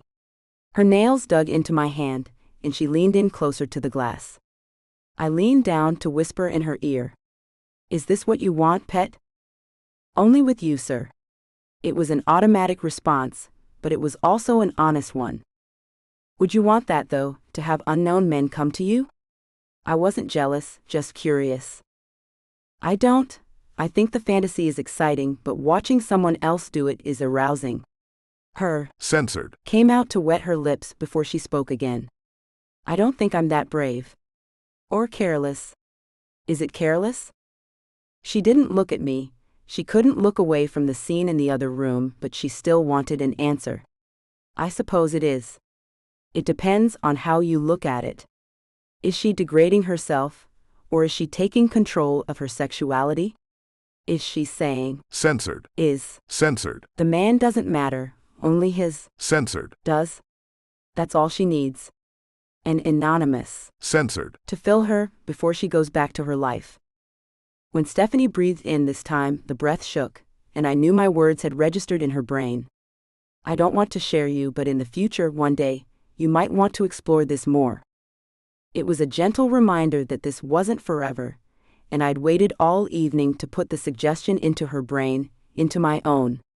We both had to be reminded that this wasn't forever. Now was the perfect time to do that. It also brought her attention back to me. Her eyes found me, and her pupils contracted before they went wide again. I'd upset her, but she'd hidden it. Good. She had control of her emotions then, if not her body. She was pressed into the glass, as if she wanted to sink into the room. "We can go in if you like." "No. Here is good. I'm not ready. It might be too real if I go in. I want to just watch." Her hand came up, the one not in mine, and she pressed it against the glass. Her index finger crooked, and I knew it was another sign. Her body wanted what was in that room. The man finished. He must have, because he pulled away and went through a door I hadn't noticed before. Stephanie's breathing evened out, but she didn't move. "What's next?" "I don't know. Maybe she'll press the button in her hand, so someone will come take her down. Maybe there's someone who will come after." A green light lit the room, and I looked down at Stephanie. "It seems she's getting down. We can play out this fantasy if you like, Stephanie. I can have a room prepared for you. We can pretend you don't know me. But it might not be you. What if someone came in through the door and it wasn't you?" Her eyes came up to mine, and I could see it was important to her that it be me. But what if it wasn't? I'd break their kneecaps, but she needed to know the possibility was there. I flexed my jaw for a moment, the rage at the thought that someone else might touch what was mine too powerful to brush off, but then I did. Maybe it's something for next time then. Maybe so. She looked down, and I saw uncertainty on her face. Does that disappoint you? Not at all, pet. You're new to this, you have to explore. Come on, let's find out what else there is on offer here. A different room, a room where two men were practicing their flogging skills on a woman. She was in the center of the room, chained down to a large X made just for this purpose. I saw a window to the right of the room, and I knew the other room was for observers. It spanned the entire length of the wall, so I knew the view would be unobstructed. Come follow me. I took her into the empty room, flicked the lock so the occupied sign would come on, and took her to a bed. The place was concerned with hygiene, and I could smell the scent of cleaners and disinfectants as we sat. Good, I'd rather chemical smells than the risk of disease hidden by the smell of cherry blossoms. Stephanie slipped to the floor, her head just above my knees, and we watched the threesome together. Do you like what you see, Stephanie? The two men took turns. One would get to his knees while the other flogged her. Censored. With a soft leather flogger. When her expression changed or she made a noise, they'd move, switch places, and one would suck at her. Censored. While the other used a soft brush against her clit. This woman was red-headed, slim with small breasts. She was beautiful, but she didn't live up to Stephanie. Stephanie wasn't concerned with that though, I had to guess. She was just enjoying watching the woman and the two men. What about this? This, oh my. Stephanie's response to this wasn't as visceral, it wasn't as pronounced, but she definitely liked it. She couldn't look away. This looks like fun. Again, I didn't think I could let another man touch her, not while she had a contract with me, but there would come a time when she wasn't beholden to that contract. I wanted to show her all there was to offer. I think you'd enjoy this, most women would. Although perhaps not the being chained down and flogged part necessarily. I could hear amusement in my voice, and smothered it. I didn't want her to think I was laughing at her. Maybe not. But two men? That sounds interesting. Did that mean she was thinking ahead too? Or did she think I'd let another man near her? F that. Another woman? Sure, anytime she wanted it. But a man? F that. No. You're mine, pet. No other man will touch you while we have a contract. Let's just nip that idea in the bud. Even if I had introduced it to her. Oh, aren't we possessive? I placed my hand on the back of her neck and moved her head up to look at me. You're mine. I looked straight into those beautiful gray eyes of her blonde hair in soft waves around her face, and made sure it was understood that she was mine. For now. Yes, sir, I am. She placed her head on my knee, submissive all over again. Go to the window, pet. They can't see you. I wasn't sure that was true, but assumed it was dark enough to ensure she wouldn't be seen. I waited until she'd done as I commanded, and gave her a new command. Strip. This scene has been censored to provide a safe and enjoyable reading experience for everyone. Less than, greater than. Chapter 11. Emily. This scene has been censored to provide a safe and enjoyable reading experience for everyone. For now, I had a lot to think about. Things to explore and more out there, far more. At least 2 more floors to explore. I looked up at the ceiling and wondered what took place upstairs. Would I even want to make it to the last floor? I had a feeling our time together would be up before then anyway. This wasn't a place you visited daily, after all. It was an every now and then kind of entertainment. Are you all right, Stephanie? I heard his voice as a rumble through his. Censored. I am, sir. It wasn't a lie. I was fine, physically. Emotionally. I was shook up. Maybe. A little. I hadn't expected the way I'd respond to the woman in the swing. So many visions had danced in my head and I wanted it, I'd craved it. Maybe not the anonymous man part. I'd wanted to be Dylan, dressed up to be anonymous, but it would have to be Dylan. Even the thought that he might trick me, or someone might take his place on purpose, had caused its own little thrill. Even now, I found it hard to breathe when I thought about it. It was so dirty, maybe even a word I hated to think, slutty, but it was only a fantasy, right? As long as it remained a fantasy, it would be just fine. I knew reality wasn't always as good as fantasy, even if Dylan had proved that wrong in every way so far. He'd shown me that sometimes reality was better. Maybe I'd let him try. Maybe. Do you want to explore more, or head home? Is your head full enough yet? I heard a chuckle and looked at him. Well, I could explore more, but I'm tired. Maybe going home wouldn't be so bad. I put my head down on his. Censored. Your place or mine, he asked, and I knew he meant to stay the night. I wasn't sure that was a good idea. He'd made it clear earlier that he had no plans of renewing the contract. Well, he'd promised there'd be a day I'd be free of the contract, and that I could explore with more men then. I'd felt this odd vibe from him, though, as he'd said it. Was he angry at the thought of another man touching me? Whatever it had meant, I wondered if another night together might be too much. I'd started to change in my thoughts about him, especially after last night. Maybe it was a stupid mistake women made, when they'd finally been with a man properly, but I might have formed some kind of attachment to him. That bothered me. The whole idea was no strings attached. Censored. Companionship, then it was done. And here I was, on the verge of freaking it all up.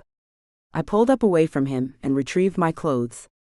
I had to sit on the bed to put my panties on, and then my bra.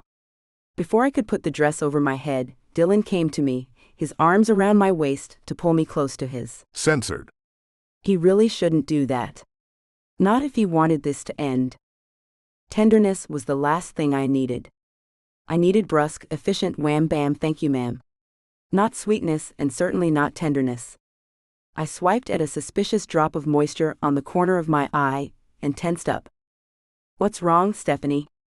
I turned to him. Nothing. Just a stray thought. I have some appointments in the morning. I have to get up early. Should we go back to my place? Maybe you should go home later. I saw the way he inspected me, his eyes narrowed, but I didn't look at him. I just put on my dress, stood up, and smoothed it over my body. You want me to go home tonight? No, I just don't want to bother you in the morning. You can stay if you want to, but, well, it's pretty early. I was lying through my teeth, and I could see he knew it. It's all right. I sighed softly, relieved. I didn't want to lie to him, and this was all very confusing to someone brand new. I had a feeling Dylan James would leave a little confused though. He didn't want a relationship, he wanted a contract, insisted on it, demanded one, but then he wanted to sleep beside me, he wanted to hold me like a precious gift he never wanted to let go of. I took another deep breath and smiled. You ready?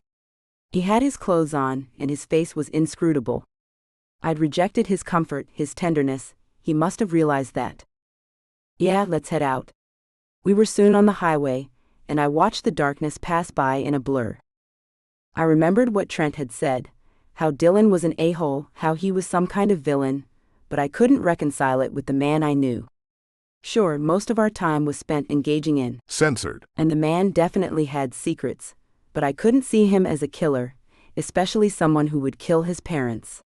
I glanced over at his profile as he drove, and I felt a smile tug at the corner of my mouth. He was so handsome, but then some women found even genocidal maniacs handsome. Personal appeal was not an indication of sanity. He was definitely a dominant male, I didn't doubt that a bit.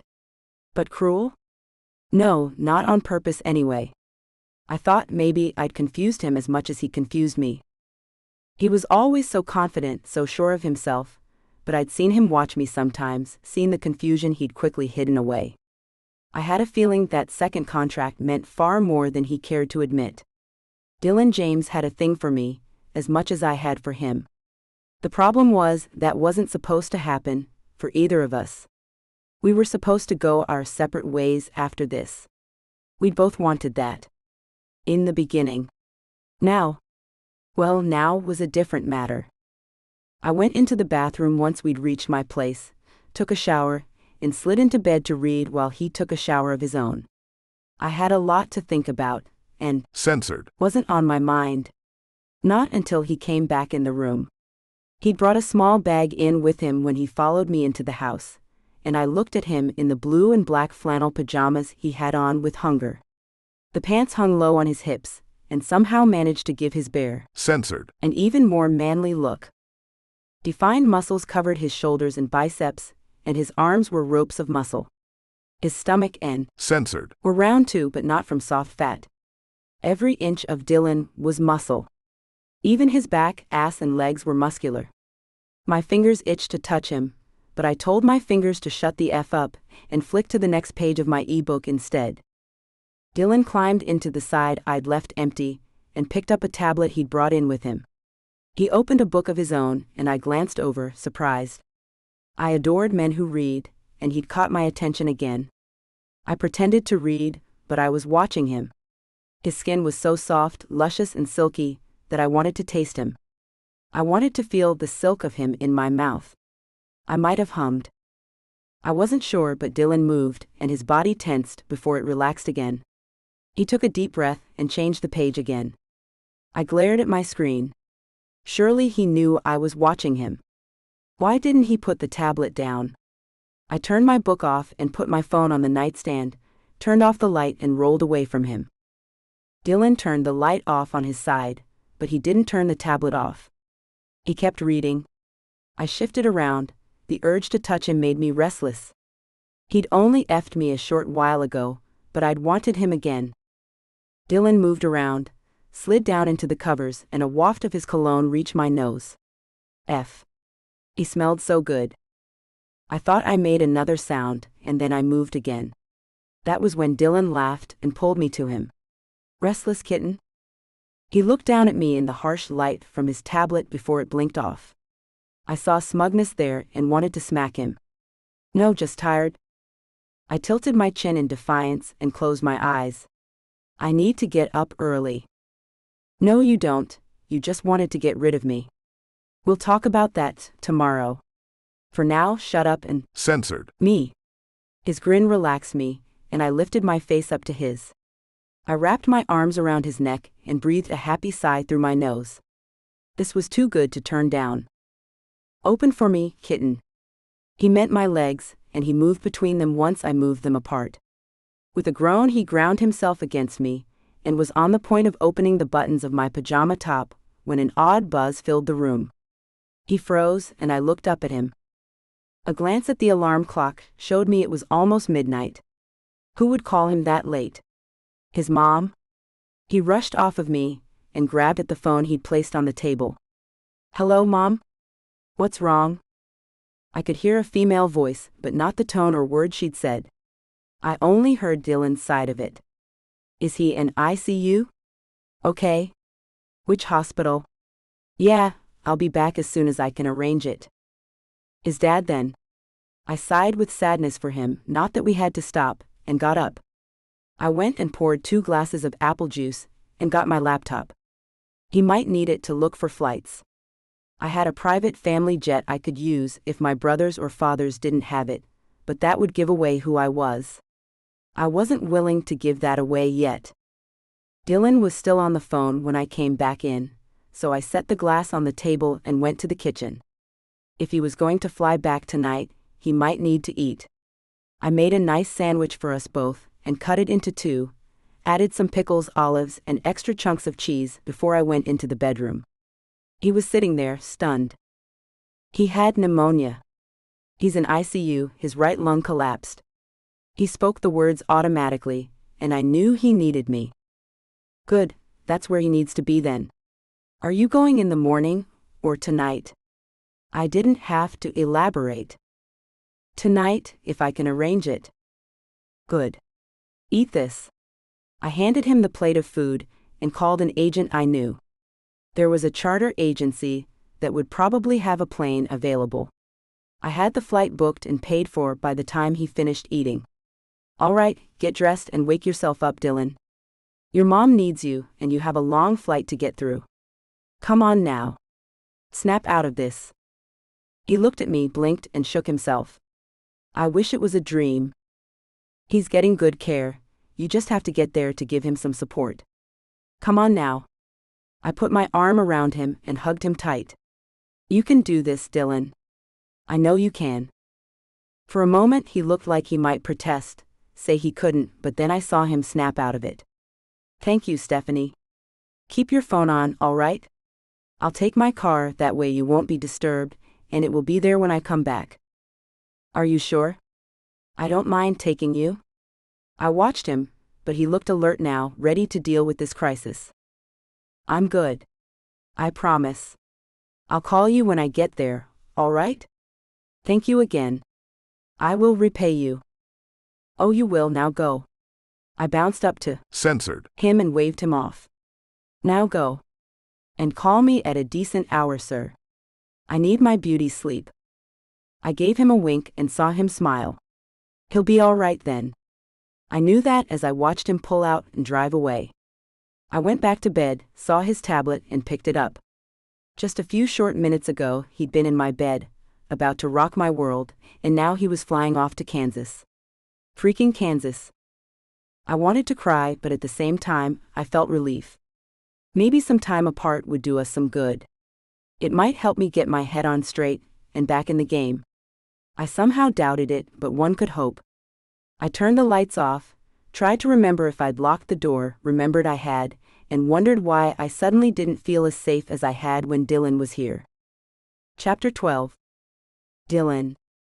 Stephanie really helped me out when she chartered the plane for me. I doubted I'd have found a commercial flight, even if I could afford a few dozen tickets on my own.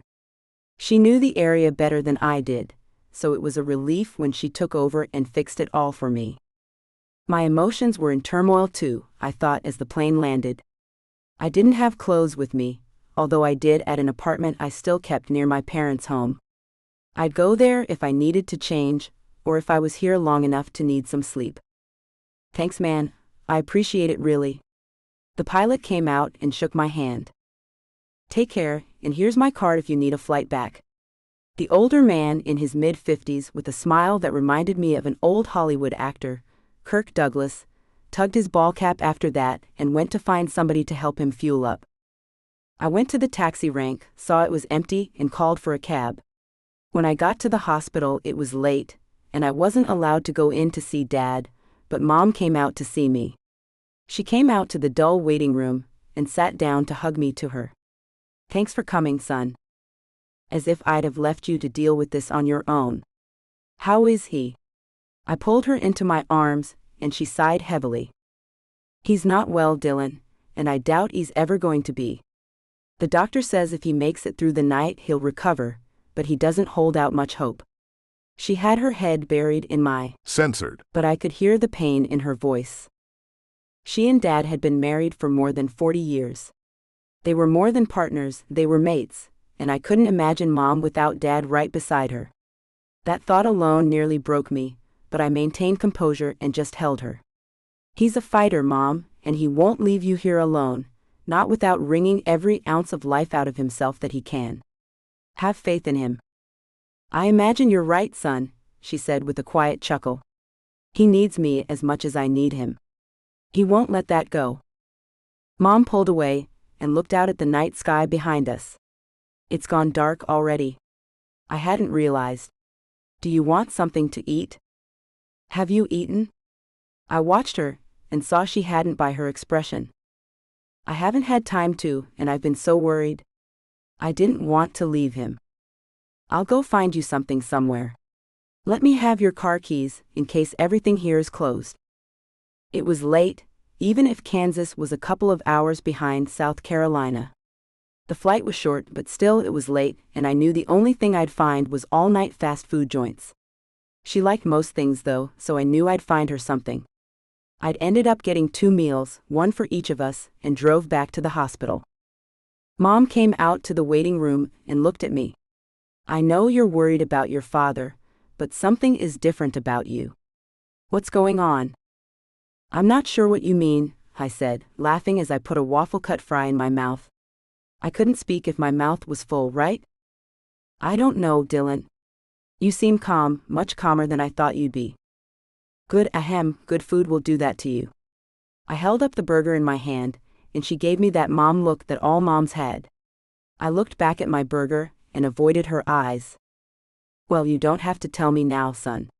When and if you're ready. As long as you're happy, that's all I care about. She patted my knee and finished her burger off. I'll go back and check on him. I spoke with the nurse while you were gone. There's one doctor left on the floor. When he goes, she says she'll let you in.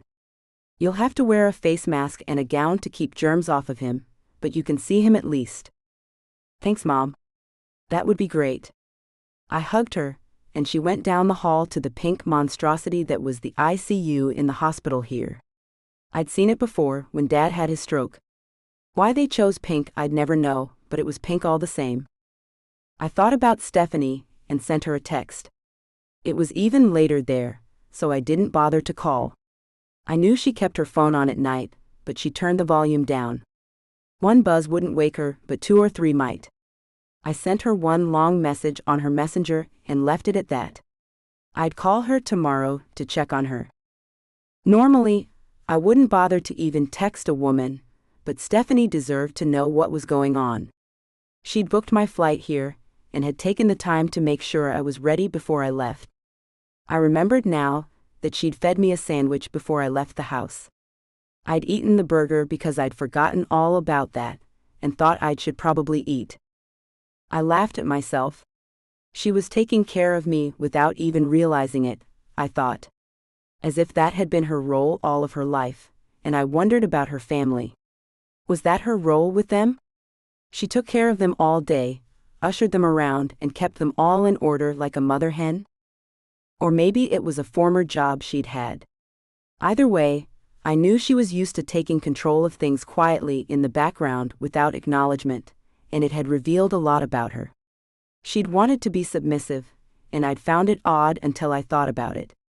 In her daily life, she must feel as if she's always quietly in control, while also in demand. She has to do things without making a scene, without a lot of questions. The way she'd stepped in was a sign that she had a lot more control than she thought. By being my sub, she had mirrored that situation though. I sat back in a chair, yelped when it tilted back, and then settled when I realized it was supposed to do that. Maybe she was taking control by giving up her control. Wasn't that the circular game that was played in these situations? It made my head spin to think about it all, but it distracted me, so I chased my tail of thought for a while. I still hadn't worked out who was really in control by the time Mom had come to get me.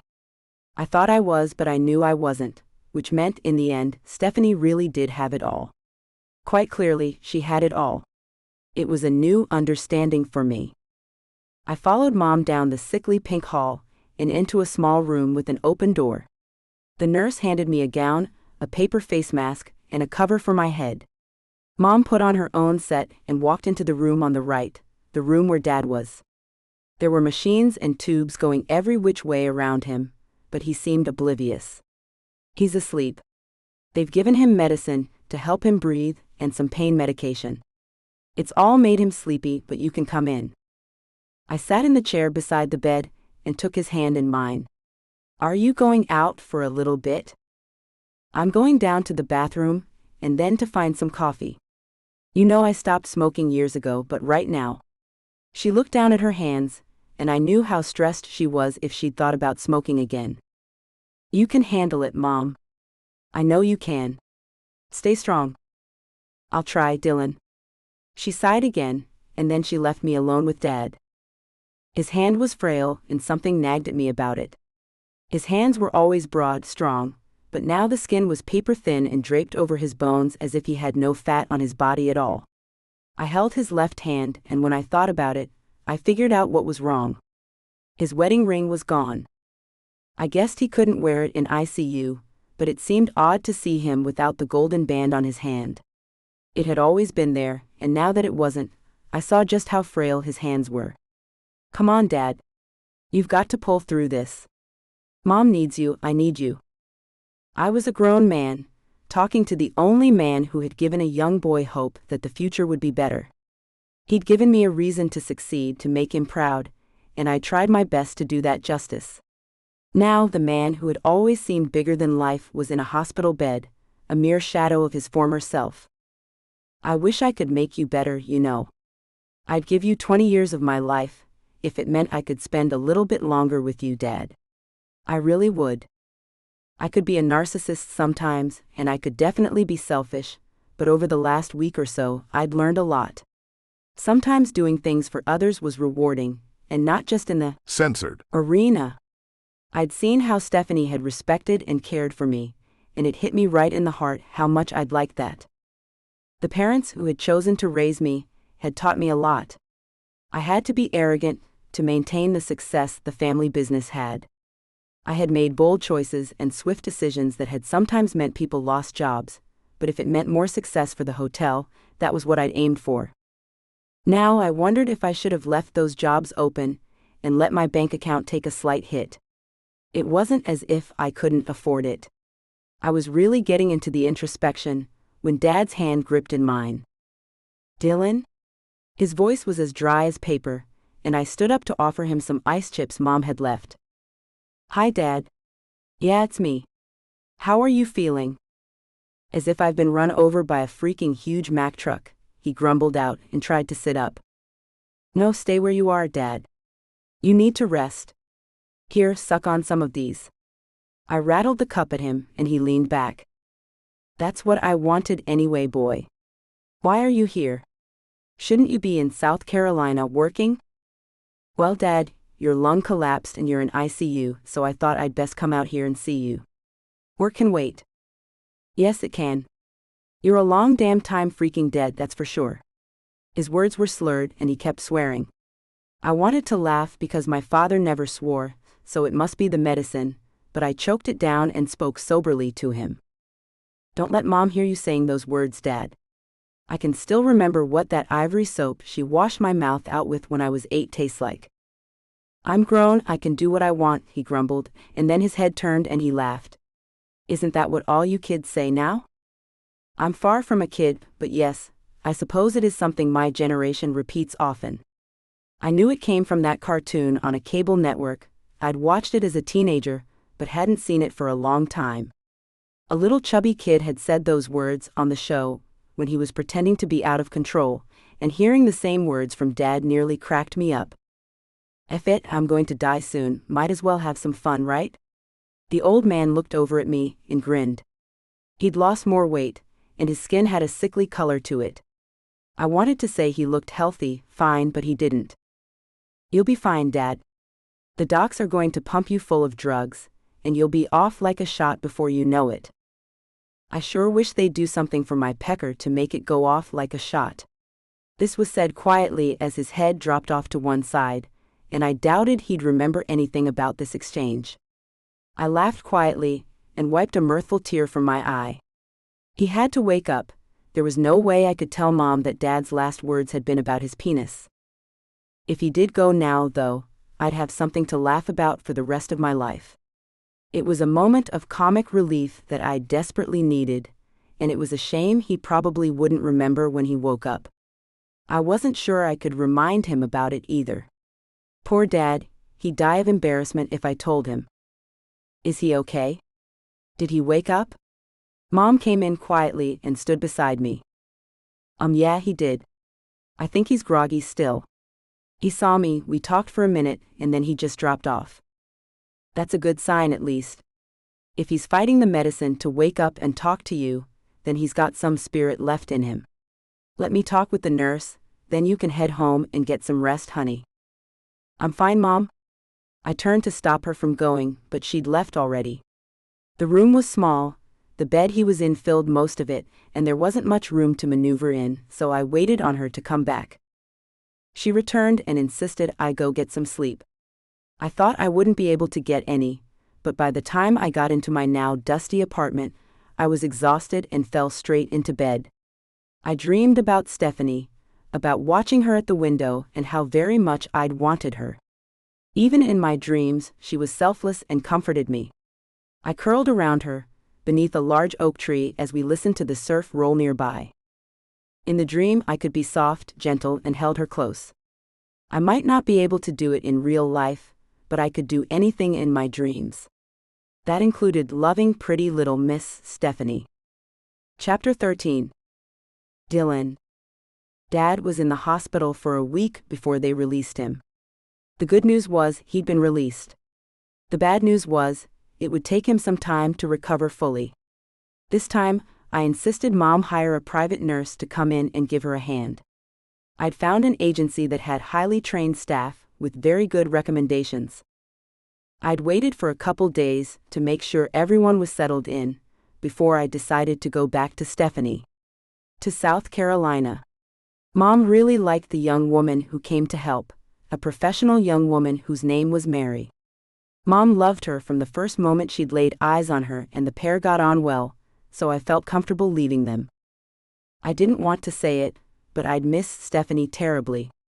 She'd already agreed to an extra week on the contract, since I'd spent a week out of town. We talked on the phone every night, sometimes during the day, and I'd really come to see her as a friend and a lover. She was always there, on the other end of the line, to support me and offer me a break from the stress. I didn't tell her about it, but I'd hated being back here. Not because of Mom or Dad, but because of my real parents, because of the rumors that had been spread about me and them. I didn't want to think about that time in my life, but people here, big city or not, couldn't let it go.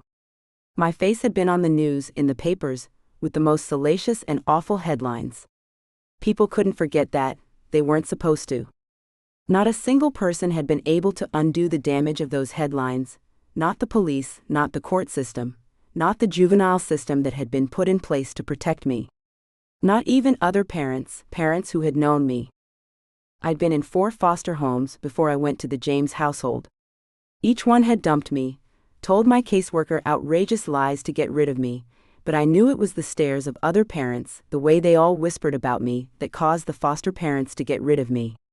They couldn't handle the association of being a killer's caretaker, even if he was a kid.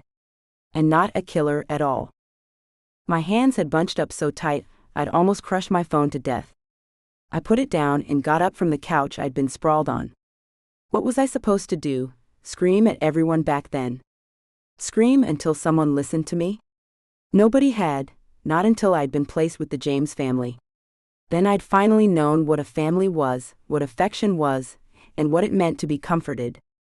It had taken them a little while, but soon I'd learned that I wouldn't be hit or abused, I wouldn't be cast off, as I had been with everyone else. They took me in back then, and they still hung on to me today. They'd never let me go, and that was probably what had saved me from a life that nobody should have to live. They'd sheltered me, put me in a new school, and had squashed any rumors about me with threats of removing their monetary funding from the school. They made a very hefty donation each year, and the school wanted that. Rumors did not persist about it, and at last I'd flourished. But now I was back, and people had started to notice. That was why I'd stayed away so often, for so long. To avoid those rumors, to quell the problems it would cause Mom and Dad. They didn't care, they ignored it all, rose above it, but I knew I heard the whispers, and I still wanted to bash a head or two in because of it. Stephanie kept me calm, even if she didn't know it. The promise of what she had to give me kept me level, kept me in check, and that was the best gift she could give me right now. It meant I could be around for Mom and Dad, and help them. Not just run from the rumors like I always did. Even after the trial, when the truth came out, people still persisted with their whispers. Sometimes I'd wondered if they were right.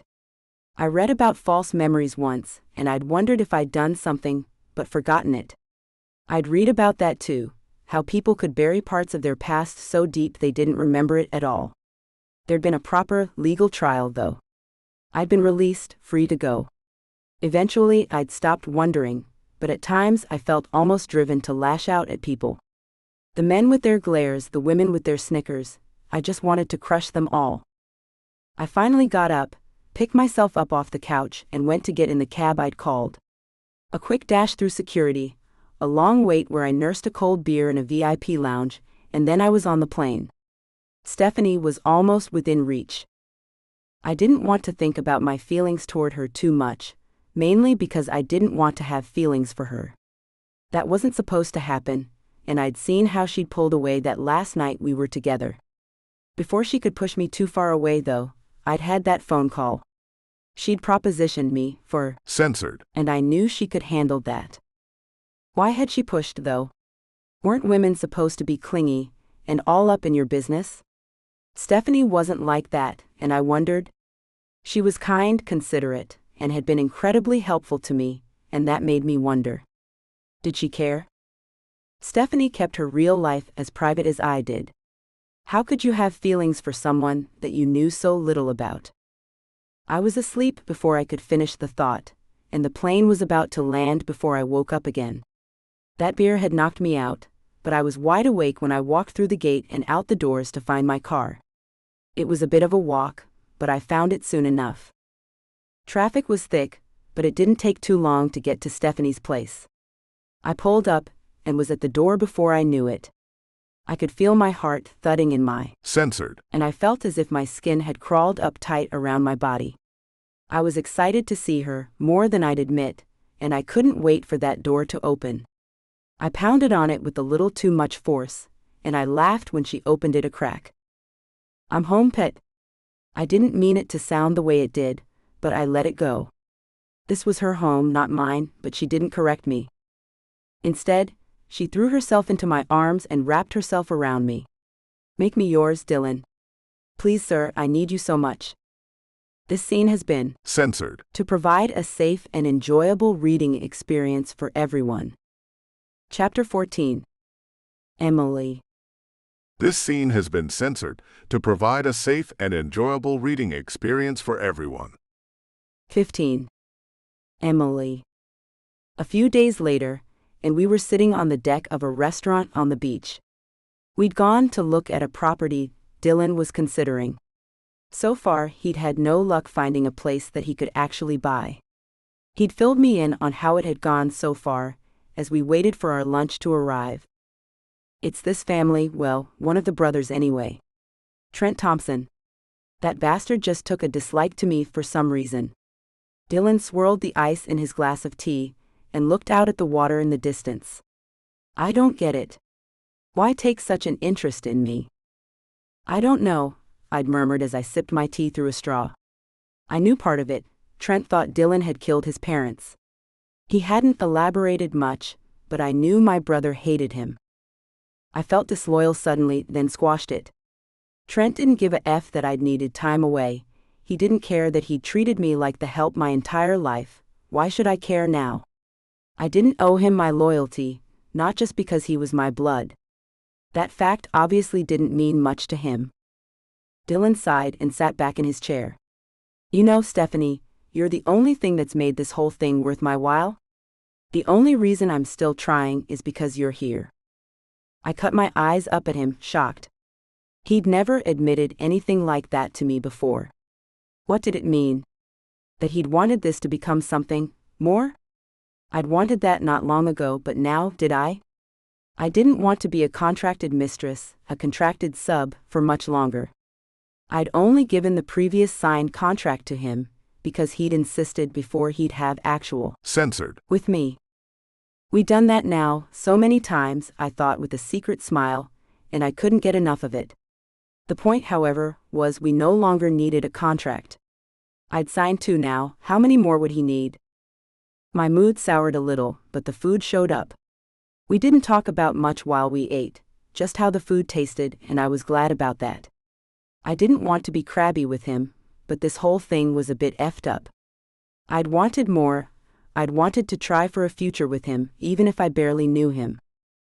I knew the important things, like how he treated me even all this time later, and that he was just what I'd wanted in a man. At times I caught myself thinking about love, but it was too soon for that, I was certain. You couldn't love someone you barely knew, could you? No, the thought was ridiculous. But sometimes when he'd give me a certain look or a smile, when he'd make me laugh in just the right way, I'd wanted to blurt it out to him. "I love you" was right there on the tip of my Censored. so many times, and it was there now. Panic had flooded out the annoyance. Our time together would be over soon, and then he'd either ask to extend it, which he'd said he never did, or he'd walk away. That made my heart Censored. with a dull thud of pain that grew sharper with each beat. I was about to ask him, to demand he tell me what his plans were, when I glanced up and saw Trent and his wife Jessie on the beach, hand in hand. I said under my breath and turned away from them. "What's wrong, pet?" he asked and put his hand over mine. "I'll be damned. There's the bastard now. Do you know him?" "Not really." "Can we go? My stomach is upset." "It must be the food." "I'm sorry." I stood, grabbed my purse, and Dylan moved to gather up his own things. "Of course, I'll get you home with a glass of ginger ale. That will help." He put his hand on the small of my back and censored the top of my head. It was an intimate, loving gesture, and it spoke volumes about our relationship. I filled with dread as I felt eyes on my back. Someone was staring at me. I turned my head slightly and saw Trent staring right at me. Damn it all. Our eyes caught, and I knew he knew. His jaw went hard and he'd started to follow, but Jessie pulled him back. I owed her one for that. From the rage I saw on his face, I knew I was his target at the moment, not Dylan. I saw it there in his eyes, accusations, anger, and even a small amount of hurt. I turned away and took Dylan's hand. "Let's get out of here. That guy looks like he's trouble. He's the bastard that's freaking me over so hard. Can you believe it? Strolling on the beach with his wife, as if he wasn't trying to tank me before I can even get a foothold here. Freaking a-hole." Dylan's face was as hard as Trent's had been, and I'd ushered him out of the restaurant as quickly as I could. Trent had seen me with him. What would I do now? Would he call or come to the house? No, I thought as Dylan drove me to my place. He'd send me a summons, probably an email, to meet with him in his office. That was more Trent's style. For some reason the man thought he was in charge of all of his siblings. He'd hated us all for so long, because his father had married our mother after Trent's mother had died. There'd been no affair, or even a hint that anything had taken place. Trent had just hated my mother taking his mother's place in his father's life. And then we'd come along, and somehow we'd stolen his father's attention. Not our father. His. F him. Once Dylan had me home, he was attentive, but he didn't drop the whole Trent thing. He'd mentioned something about a secret property that hadn't been listed yet, and how he was working with a very good realtor to take possession of the place quietly, but he didn't tell me what property it was, and I wasn't asking. As Trent's sister, I felt it was just wrong to get any kind of information from him. When he kept at it, his animosity growing more pronounced, and his tone even more acidic, I began to wonder if I was in trouble. He really, really hated Trent, that was obvious. He spoke about this new property, and beating my brother as if it was some life or death battle. I remembered how Trent had spoken about him, and knew the battle was a mutual thing. "I don't understand any of this," I muttered quietly. "You're two grown men, what's this feud about? Did he do something to you? Or you to him? What started it?" Dylan glared at me for a moment, but then he relaxed into the couch with me. I was sprawled out with a blanket over me, although it wasn't really that cold. It was chilly in the house, but not so bad I'd turned the heat on. I liked covering up, sue me. Dylan fiddled with my feet, and made sure the blanket was over them before he answered. I don't really know what crawled up his ass, but something did.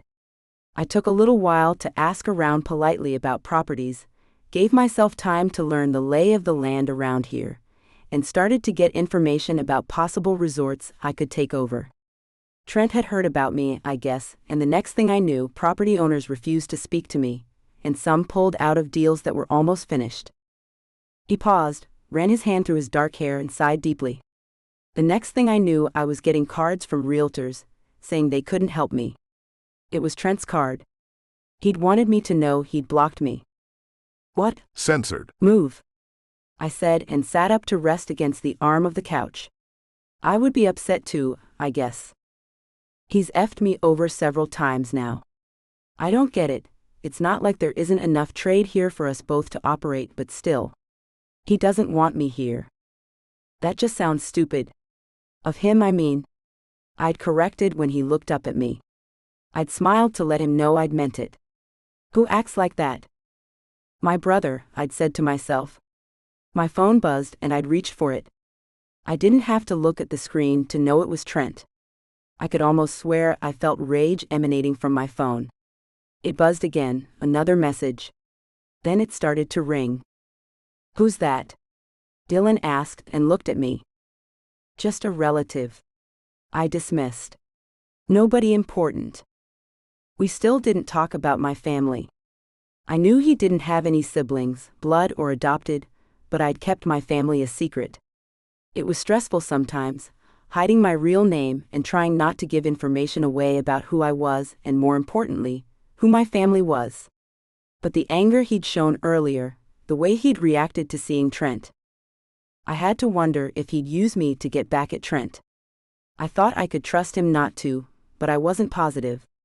That anger was on the verge of irrational, even if it was justified to a degree. No, it would do no good to come clean now. A thought from a while back came to me then. I'd glanced at him, smiled, and turned the phone off. He might think Trent was using me to get to him, if he found out who I was. He might think I'd betrayed him, used, censored, and our contracts to get close to him, to get dirt on him to give to Trent.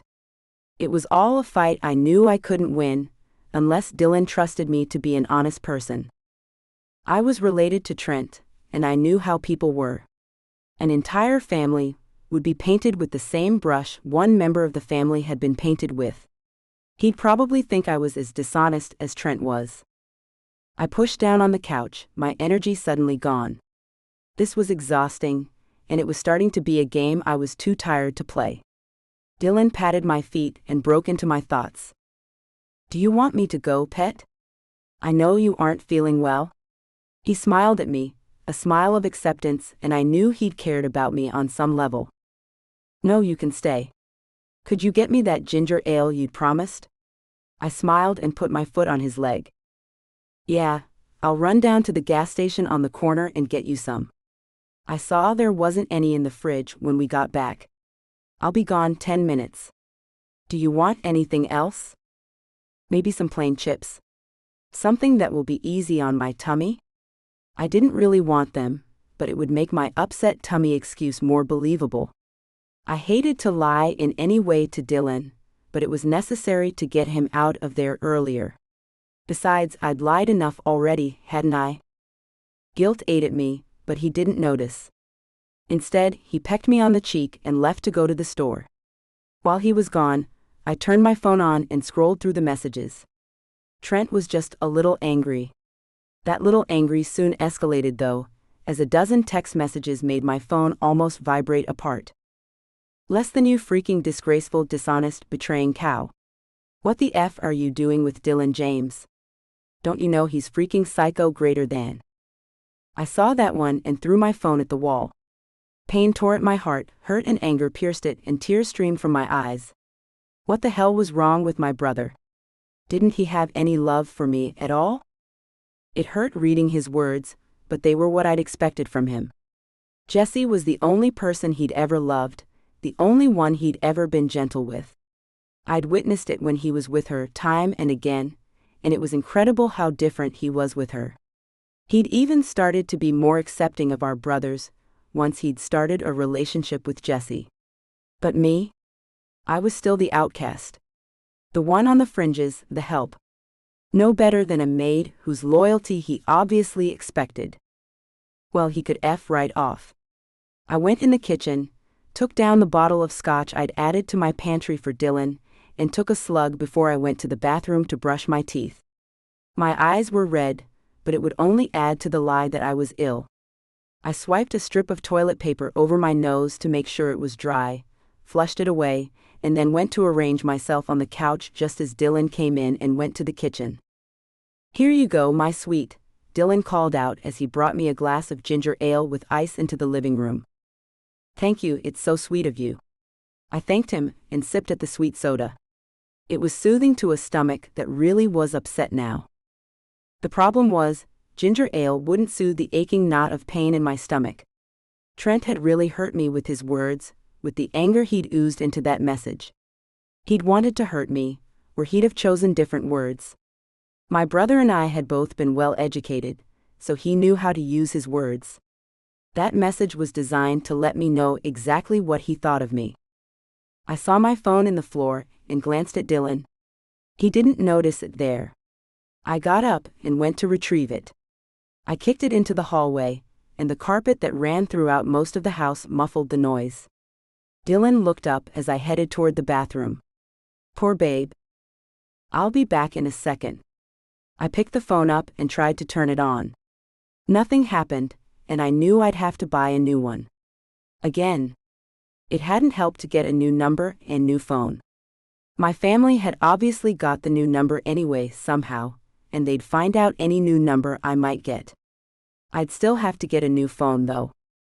With a sigh, I went to the bathroom, flushed the toilet, then plodded to the couch. He'd think I'd actually been in the bathroom, at least. He'd put one of my favorite movies on while I was gone, and smiled at me when I got back on the couch. I hope you don't mind. I really like this movie, he said as I pulled the cover over me and he'd arranged it on my feet. No, it's one of my favorites too. Really? I wouldn't have thought you were a fan of Mad Max movies, but you're always full of surprises, aren't you? He patted my feet and I smiled, but it was a distracted smile. For a minute I'd thought about asking him to go home and I'd call him and end it, just to end the madness, but then he'd put that movie on. And he'd put the cover on my feet, as if he'd really cared about me. I didn't want to end it, I decided. I was infatuated, at the very least, and I didn't want to give up the one person who had made me feel as if I'd mattered. Not yet. Chapter 16. Dylan. I'm in trouble, I said to Roxy a few days later.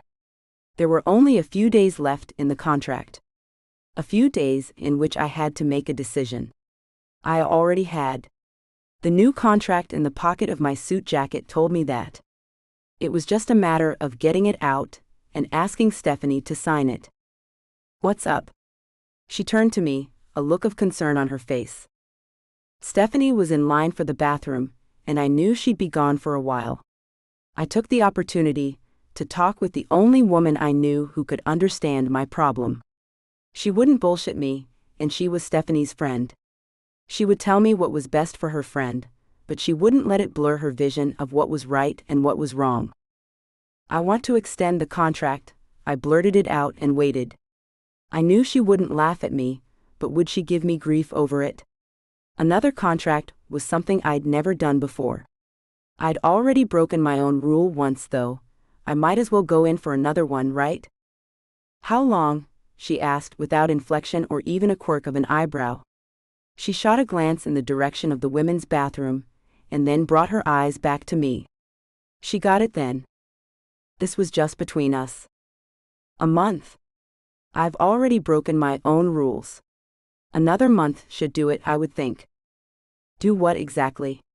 Her black-rimmed eyes pierced into mine, and for a moment, I felt like a schoolboy, one who had something very stupid. To get her out of my system. It sounded stupid even to me. What must it sound like to Roxy? Do you think that can actually happen? She's got to you, Dylan. She's under your skin. Roxy came out with both barrels and spoke the point-blank truth. If you've broken your rules for her, then you're effed. It's that simple. Surely not. I laughed off her words, but she didn't smile or even crack a chuckle. You're effed. If you want to start the contract all over again, you're effed. I suggest you make it longer. Or chuck it out altogether and just have, I don't know, a freaking relationship with her. Roxy's blonde head tilted and she glared at me. What the F is wrong with you? Nothing. I've never had a relationship before. I don't know how any of this works. The contract makes sense to me anyway, and covers my ass. I don't want claims of abuse or worse to be made against me. I know the contracts aren't legal, not really, but it covers my ass if allegations are made later. Do you really think Stephanie is that kind? She'd stumbled over Stephanie's name, but recovered quickly. I noticed it but brushed it off. I don't, but you never know, do you? I'm a wealthy man with an empire to protect. I straightened my tie and gave Roxy a pointed glare. Roxy muttered something, made to get up but sat back down. Do what you want, Dylan, but I think Stephanie is it for you. You can't fight that, and nothing you do will change it. You're all wrapped up in your feelings over her, and you have to acknowledge that, or you're going to F up something that could be really good. For you both. Roxy did get up then, and left me alone at the table. I watched her go, and wondered what had upset her. I knew she was Steph's friend, but that reaction? Then I'd seen Freddie with a girl in his lap, a girl who wasn't Roxy, and knew she was hurt. She'd opened herself up to him, and had taken a chance. Obviously he'd thrown that away, and Roxy was hurting. Wasn't that just an example of why I should have a contract? A contract meant I could walk away whenever I'd want to. Or was Freddie the example I should avoid? Throwing away a woman who cared for one, who wanted what was in my pockets, not in my pants. I frowned and scowled and slugged down my drink. I'd wanted to talk to Roxy, to get some reassurance that the plan was a good one. What I'd got was more confusion. I'd also upset Roxy, though now I knew I wasn't the main reason for that. I'd thought it was kind of rude of Freddie to throw it back in Roxy's face, but what could you do? It was business, and that was why I'd wanted a contract. I'd transferred money to a bank account number Stephanie had given me already. Apparently it was something the club used for all the transactions here. She'd said the money had arrived in her account, so I knew it was going through. I'd paid her, she effed me, we'd both had a good time, and that was that. But it wasn't, my brain screamed as I patted the spot where the contract was. It was more than just F. I'd wanted to know more about Stephanie. I'd wanted to know more than the fact that brown was her favorite color. I'd wanted to know more than her favorite music or her favorite food. I'd wanted to know about her political beliefs, what she'd wanted to do with the rest of her life, if she had any family. I'd wanted to know it all. I could learn that in a month, then my curiosity would be satisfied. But would she tell me about her family? Would she tell me her ultimate goals in life, if she knew that I wouldn't be there to see her attain them? I sat back, got the bartender's attention, then lifted my glass. A waitress came with the drink, and I brushed her off with a large tip. She'd only brought me a drink, but F it, it was only money. How did I make this right? For both of us, because I didn't want to upset Stephanie. She'd barely wanted to sign the last one, and I was fairly certain she'd pretended to forget the last one. That was why I'd refused to F her. To punish her for the lie. I needed honesty from her, and that lie had stung. Even if she'd done it, because she didn't want to sign the contract. I had to have assurances I wouldn't be effed over, didn't I? Stephanie came back not long after, and we danced for a while, and I thought, not for the first time, what a perfect woman she was. I was sure she had a fault somewhere, none of us were ever perfect, but to me she was. She was a seductive dancer, but she was also accomplished and had taught me a step or two of the more typical dances. She loved a lot of the movies that I did, and I'd even found I'd liked her musical tastes. She could set me at ease or help me through tension, even without censored. And then there was the censored. She never complained, she never said no, and she was always eager to explore whatever I censored. In all, she was great, and I couldn't ask for more. Sometimes, every now and then, she'd go quiet. As if something was wrong, as if she had some kind of troubles in her life. I'd asked her, tried to get her to explain to me so I could help talk her through it, but she'd always just given me a bright smile and say nothing was wrong.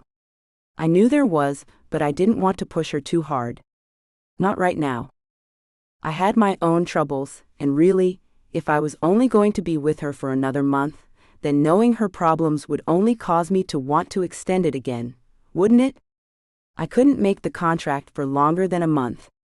I'd be gone soon anyway, and I knew she wouldn't want to go to Kansas or anywhere else for that matter, so it was no use extending it.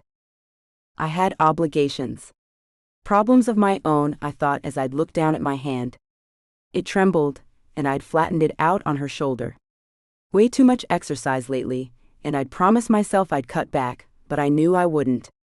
I had to work at being healthy, that was true for everyone, and I liked to be at the peak of physical fitness. It helped me work the amount of hours I did, and kept my body from breaking down. We danced to another song, and then I took her back to my place. She loved my pool and went straight in for a swim. I had a shower and went to bed to read for a while. I soon heard her in the bathroom, and then she was in bed with me. A sweet cloud of her perfume followed her in, and I'd hugged her close to inhale the scent. It was one of the things I'd miss once I finally ended this arrangement. I'd censored the length of her neck and ran my hands down the black silky nightgown she had on. It was a vintage nightgown, but I loved it on her. I wasn't sure they made nightgowns like this now. It was a stretchy kind of material, and cupped at her breasts as if it was a second skin. Soft lace decorated the edges and the bottom. The material bunched beneath her breasts and swept down to her feet in a long swirl that I found irresistible. She knew I liked the style, and had found a few more to add to her collection since I'd told her how much I loved this one. I didn't know when she'd found the time to do it, but she did. I guessed when I was at work. I stopped thinking about it, so that I could explore her more fully. I touched her, and then something overwhelmed me. Some emotion I couldn't name made my censored and my lungs all but seize up when I looked down into her trusting eyes. I didn't want to let her go, that was plain to me now, but I would have to. I didn't do relationships. Never. Giving myself another month with her was dangerous. That was why I hadn't mentioned it to her yet. She touched my face and narrowed her eyes with concern. "What's wrong, Dylan?" she asked softly in the dimly lit quiet of my bedroom. "You've been tense all night, what's wrong?" "Nothing, pet. Just distracted, that's all." I thought about telling her about the property, the one that was almost mine, but I didn't want to bring anything negative into our relationship.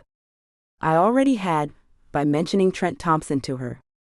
I'd regretted dumping that on her, so I kept quiet now. "What's got you distracted then, Dylan?" She moved, her hips brushed against mine, and she gave me a smile that said that was a reminder of what she should be paying attention to. "Nothing worth worrying over, Stephanie." I censored her softly and whispered in her ear. "Nothing that can keep me from you for long anyway. Open your legs. Let me in." I knew she loved it when I'd ordered her to open for me, and I repeated the order now. I moved down her body, and made sure she understood that she had all of my attention now. Later, once we were both satisfied and she'd fallen asleep, I went into my office. In the light from my desk lamp, I looked over the contract. It was the same as the last one, only this one had a much later date and a larger amount of money noted. Was it enough? Would she just say no? Had she had enough of me? I'd thought about the way her thighs had clamped around my head earlier, and knew she hadn't. She'd never said no when I told her I wanted to see her, and she was never too busy. Luckily, her period only lasted a few days, but even then, she'd spent time with me, satisfied me in other ways. I'd thought Roxy's words and sat back in my chair. Was she right? Was I throwing away something that I'd regret letting go? Would another contract be an insult to Stephanie? Surely not. She had gone into this knowing it would end sooner or later. We'd been upfront about what we'd wanted. Although, now that I thought about it, she'd never said what she wanted from this arrangement anymore. She'd stopped after the second contract was signed. Maybe that was because I hadn't mentioned a new one. Maybe she thought I wasn't going to renew the contract, and had decided to let me go. It wasn't necessarily a bad thing. If she wasn't complaining, pleading for more time, then that meant she could let me go. I didn't like that idea any more than I liked the idea of another man touching her after me. I knew it shouldn't bother me, but it did. I just didn't have a right to feelings like that. Not a man like me. I was too much of a wanderer, too free to be tied down. Or so I'd always thought. No, a month was long enough. After that, I'd part ways with her, and that would be that. I wasn't falling in love with the woman, that would be stupid. I'd said it over and over again, I wasn't in love. I wasn't in love. She was just a fascinating woman. She was my mistress, a lover, not a girlfriend. I wasn't in love. But in the back of my head, I could hear a denial, a voice that said, "Are you sure about that, big boy?" Chapter 17. Emily. The next day, I felt better prepared to handle whatever Trent had to throw at me. Okay, so my way of dealing with him was to block his number from my phone, and then Jess's when he'd started in from her number. I'd gone out earlier in the morning, when Dylan left to get some work done, and had bought a new one. One that would allow me to block numbers at my own discretion. I kind of expected he'd show up at my door any time, so I stayed away from home for the rest of the day. Dylan called at lunchtime to ask if I'd wanted to go to his place or mine tonight. I quickly told him I'd prefer to be at his place, and we set up a time to meet there. He had some work to do for the rest of the day, so I kept myself busy at shops, getting my nails done, and then finding a few things I'd need for my overnight stay. I didn't want to go home to pick up anything, because I knew who'd be there waiting for me. I didn't want to face him, so I'd bought a new toothbrush and a few other things, crawled through secondhand shops until I found a vintage nightgown in a soft peach color that I knew he'd love, and some clothes for tomorrow from a boutique I'd found hidden away in a strip of shops. The new phone buzzed again around 3, and I saw it was Kevin. I'd always been closest to Kevin, but I didn't want to talk to him either. He might want to call me something even worse than Trent had. He might want to tell me it would be all right. I didn't know, I just knew I didn't want to face any of them right now. I couldn't. How did I explain the fact that I was with Dylan James? I could see it now, all of them sat in a boardroom, 3 almost identical glares aimed at me. I'm his sub. We have a contract. I perform as his sub and he pays me. God, that wouldn't help. I could hear the accusations that I'd degraded myself for money, which wasn't true. I was giving all of the money to charity. I didn't need it. I also hadn't degraded myself. If anything, I'd built up enough self-confidence to take what I'd wanted and to stand up for myself. If you considered avoidance a way of standing up for yourself, that is. Maybe not, but to me it was, and my brothers could all take a hike. I was a grown woman. I'd needed Censored. the attention of a lover. I was a normal human being. The fact that it was Dylan James who I chose to do it with might upset them, but that was my business. I knew they'd also accuse Dylan of using me to get to them. They'd always forgot I was part of the empire's structure. A small chunk of it was mine too. They'd ignore that, and the fact that Dylan had no idea who I was when we met. He couldn't be using me, because he didn't know my identity. I was sure they'd scoff that off, which would make me feel as if they'd thought I wasn't able to catch a man's eye. But I had. I'd done all of this on my own. All right, I was better off than most people. I had a large sum in the bank, and I didn't need to work or worry about how to pay my bills. I'd been lucky in that department, but I was doing all of this without them. I sat in my car, staring out at nothing as the sun set over the row of shops I'd stopped at just to waste some time. They'd say I'd effed up, ruined my life, and that I'd need them to guide me, to make decisions for me. That I'd need to come back to the fold, and be at their beck and call again. I swiped at a tear as another thought rushed through my head. The text from Jess's phone had made my heart skip for a second. She hadn't texted me in so long, and for a moment, I'd thought she wanted to reach out to me. When I'd opened the text, I saw the words, "freaking whore," and deleted it before I could read the rest. It had been from Trent. Why did everything have to be so hard with my family? With Dylan, life was easy, uncomplicated, well, kind of. I knew our time was almost up, but he didn't act like it was. He hadn't even mentioned it, and I took that to mean he might want to carry on. I hadn't mentioned it, because I'd wanted a real relationship with him. No more contract nonsense, just us, seeing what would happen if we made a go of it. Perhaps that was the stupidest move I'd made so far, but I didn't regret it. I didn't regret any of the things I'd done with Dylan. He gave me so much, and not just pleasure. He made me feel normal, as if I had a purpose and meaning for someone. As if he needed me to make his life happy with my presence alone. With my family, I had to give and give, my time, my patience, my knowledge, the work they considered too menial, like arranging flights and surprises for their wives. The a-holes couldn't remember my birthday though. I scoffed as I thought back to what had started all of this. They'd all, my brothers and their wives, had forgot my birthday. Not a single one realized it, until I pointed it out to them eventually. No, people like that deserve no kind of loyalty from me. I checked my face in the rearview mirror, swiped a smear away, and took a deep breath. I focused on the shops in front of me. One was a jewelry store. I didn't remember Dylan wearing any kind of jewelry, but he did wear a watch. Maybe he'd wear a ring if I bought him one. Or a necklace. I went into the store and smiled at the eager saleswoman.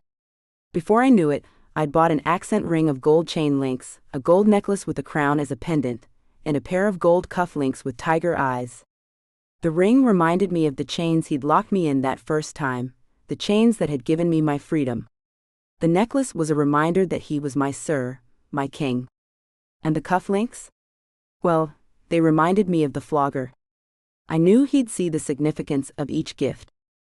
I didn't know if he'd wear them or like them, but I'd felt as if I needed to give him a solid reminder of what he was to me. To me, he was all of these things and so much more. I didn't want to let him go, but if he didn't want to continue with me, I'd do as he asked. It would hurt, it might rip me apart, but I'd do it. I'd barely known the man a month, but already he meant more to me than I'd thought possible. I'd thought I could just have Censored. with him, play around, have some experiences, and move on. That was how the films played at it, as if Censored. didn't form a bond between people. And maybe it didn't for some. If it had been someone else besides Dylan, it might have been different.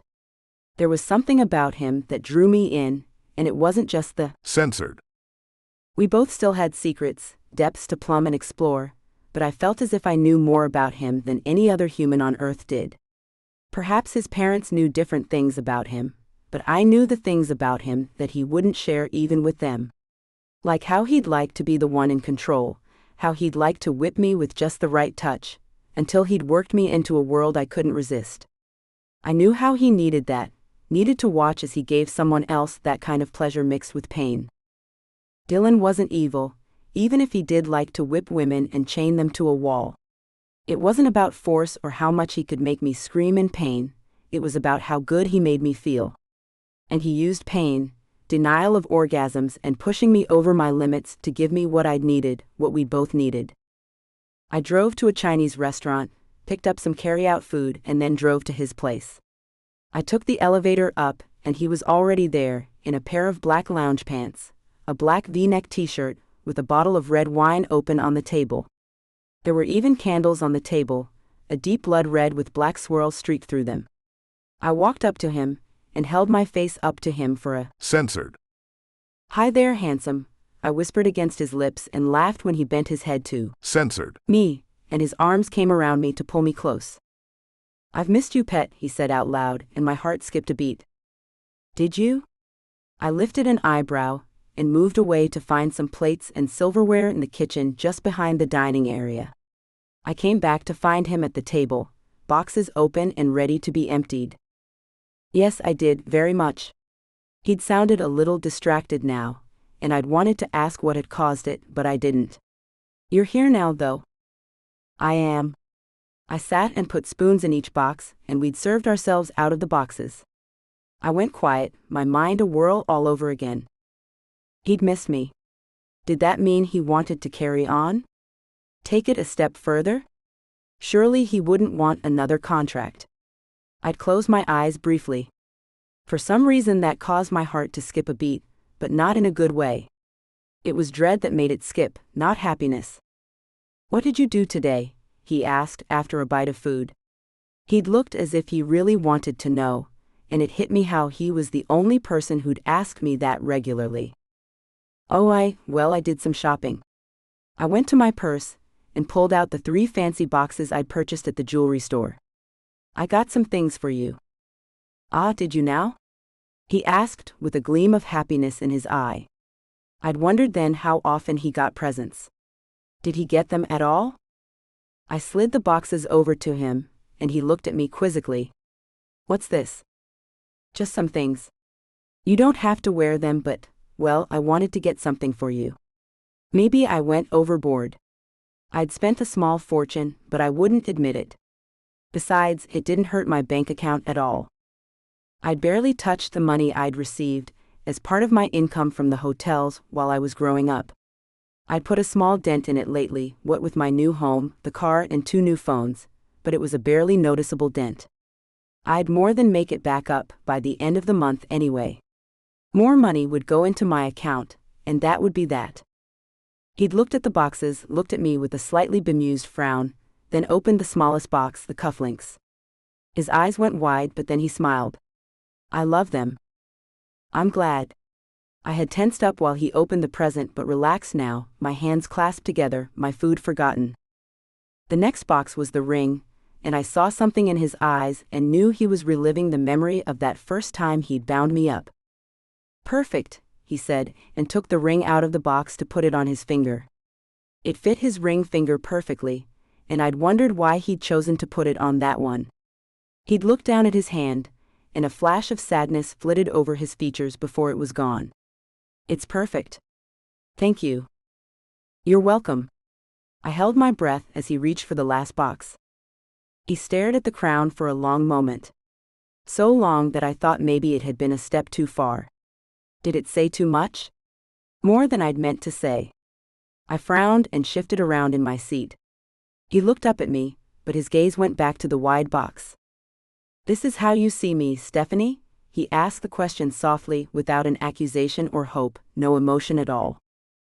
Well, yes, Dylan, when we're acting out a fantasy, when you lead me into new worlds, I see you as my king, my leader, the one who commands and must be obeyed. My voice was soft, submissive, and my eyes were down on my hands. I flicked at the new gel polish on my nails, but that was one of the downsides of the sturdy polish. You couldn't fiddle with it when you were nervous. I finally looked up and saw he'd placed the necklace around his neck, and he was watching me. Thank you, Stephanie. I'm glad you like it. I could feel a blush on my cheeks. I was pleased he'd accepted the gifts and put them on. Nobody's ever given me jewelry before.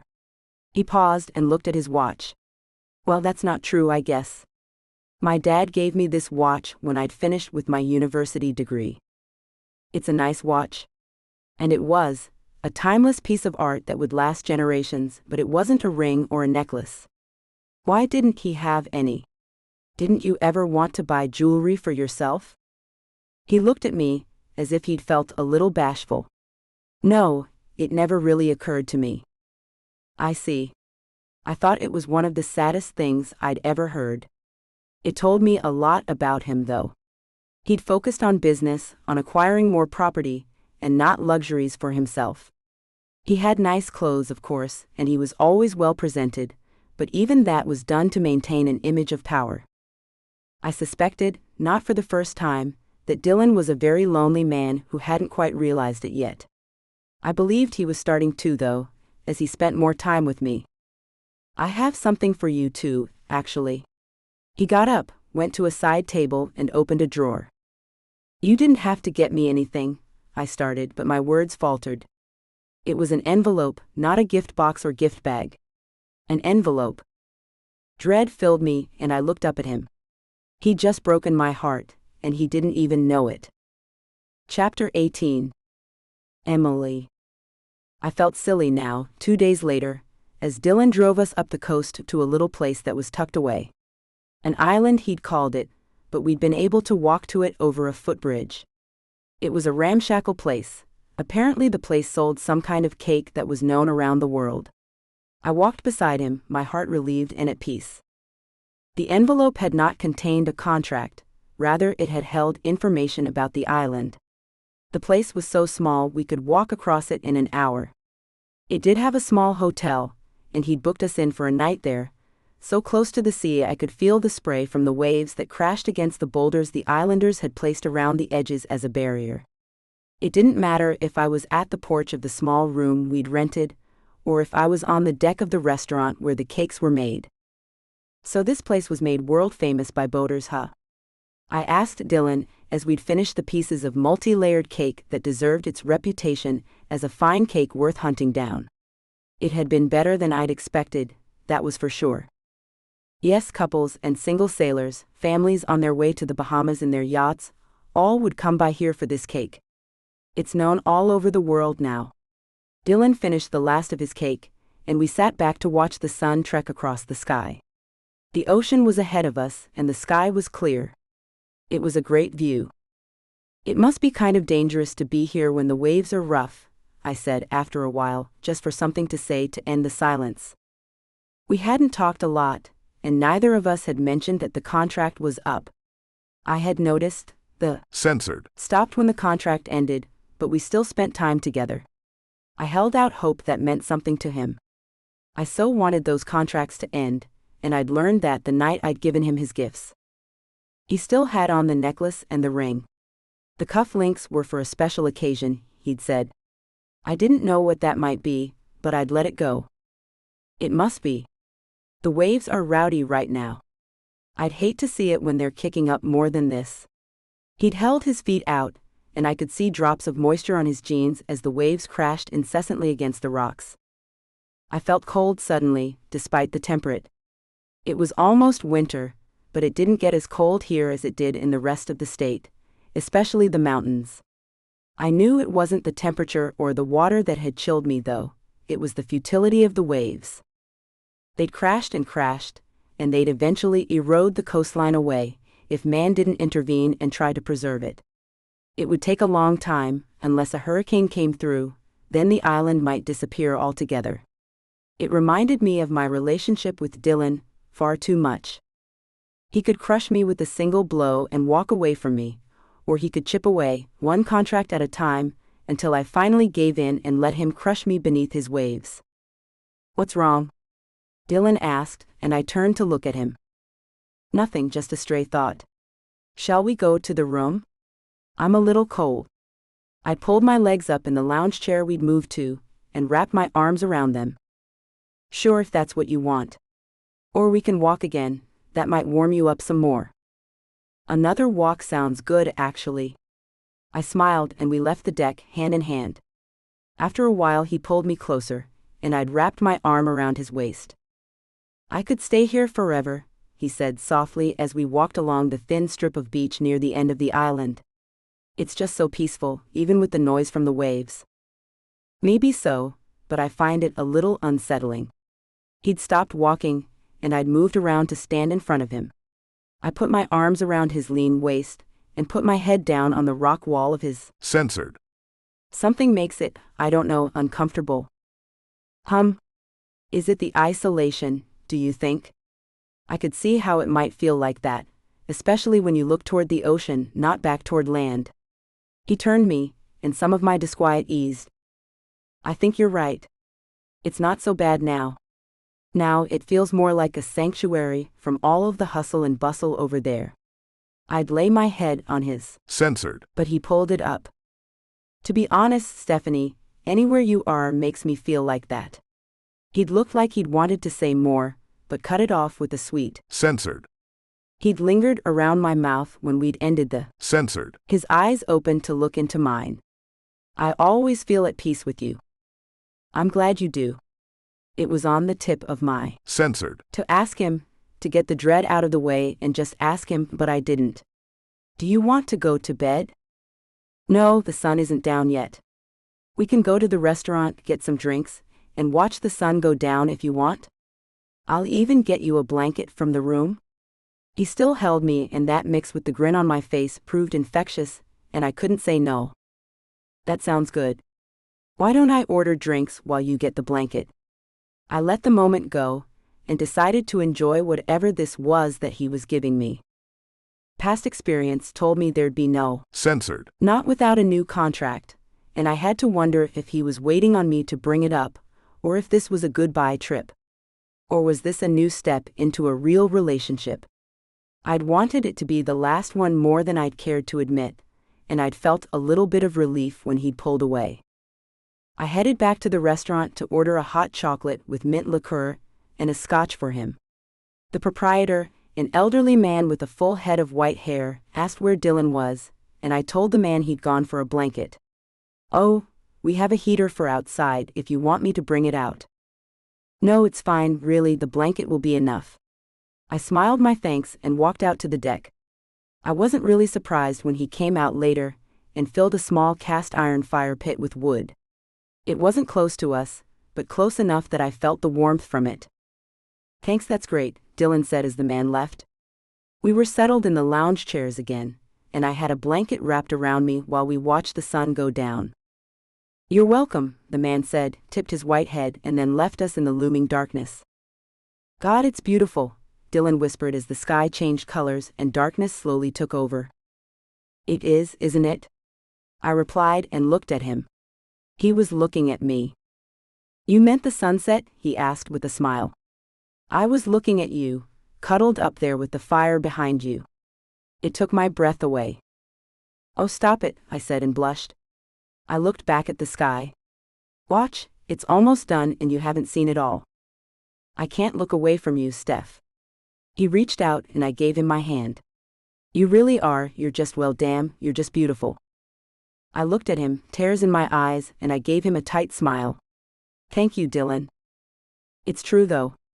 He took a deep sigh, and finally looked at the sky to let me have time to wipe tears from my eyes. "You amaze me." "You amaze me, sir," I said softly and felt his fingers clench around mine. We both went quiet then and said nothing more. After our drinks were gone, we left the deck and went back to the room. Dylan held me close in the bed, and we talked about what we would do the next day. He'd wanted to stop on the drive back, show me a little shop he knew about that made furniture from driftwood. I drifted into sleep as he told me about the places he knew along the drive, and I dreamed about weddings and family cars. It was a dream that disturbed me, because I knew it was impossible. Dylan had said from the start that he wasn't the marrying kind. That he wanted the contracts, to keep everything businesslike. When I woke up, the memory of the way he'd looked at me nearly broke me. I went into the bathroom and turned on the faucets to hide the sob that I couldn't hold back. With my hand over my stomach and the other over my mouth, I'd cried the pain out of my Censored.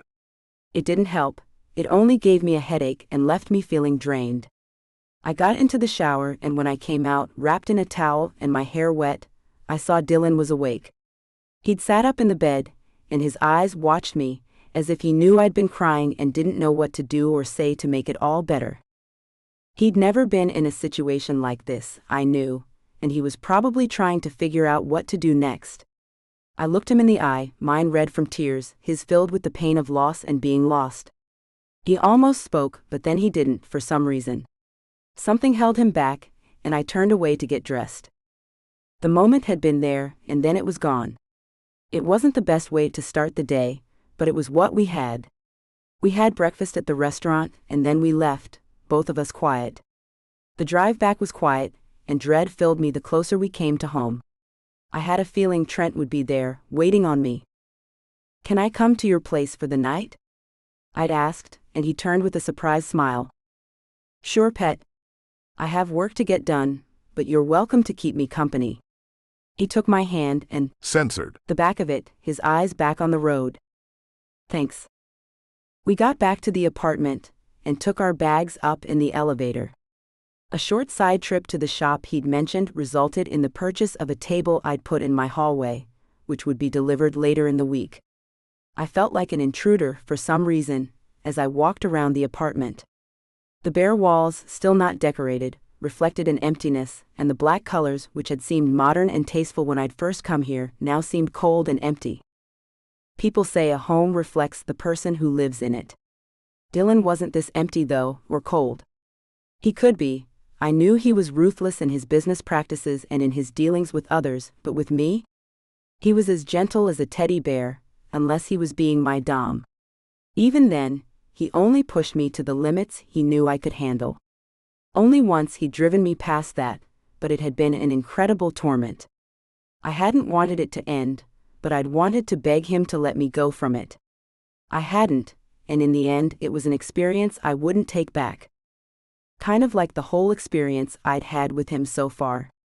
I found a blanket in a closet and wrapped it around my upper back and arms, crossed in the front to keep me warm. I walked to the windows, the huge panes of glass that gave us a view of the city.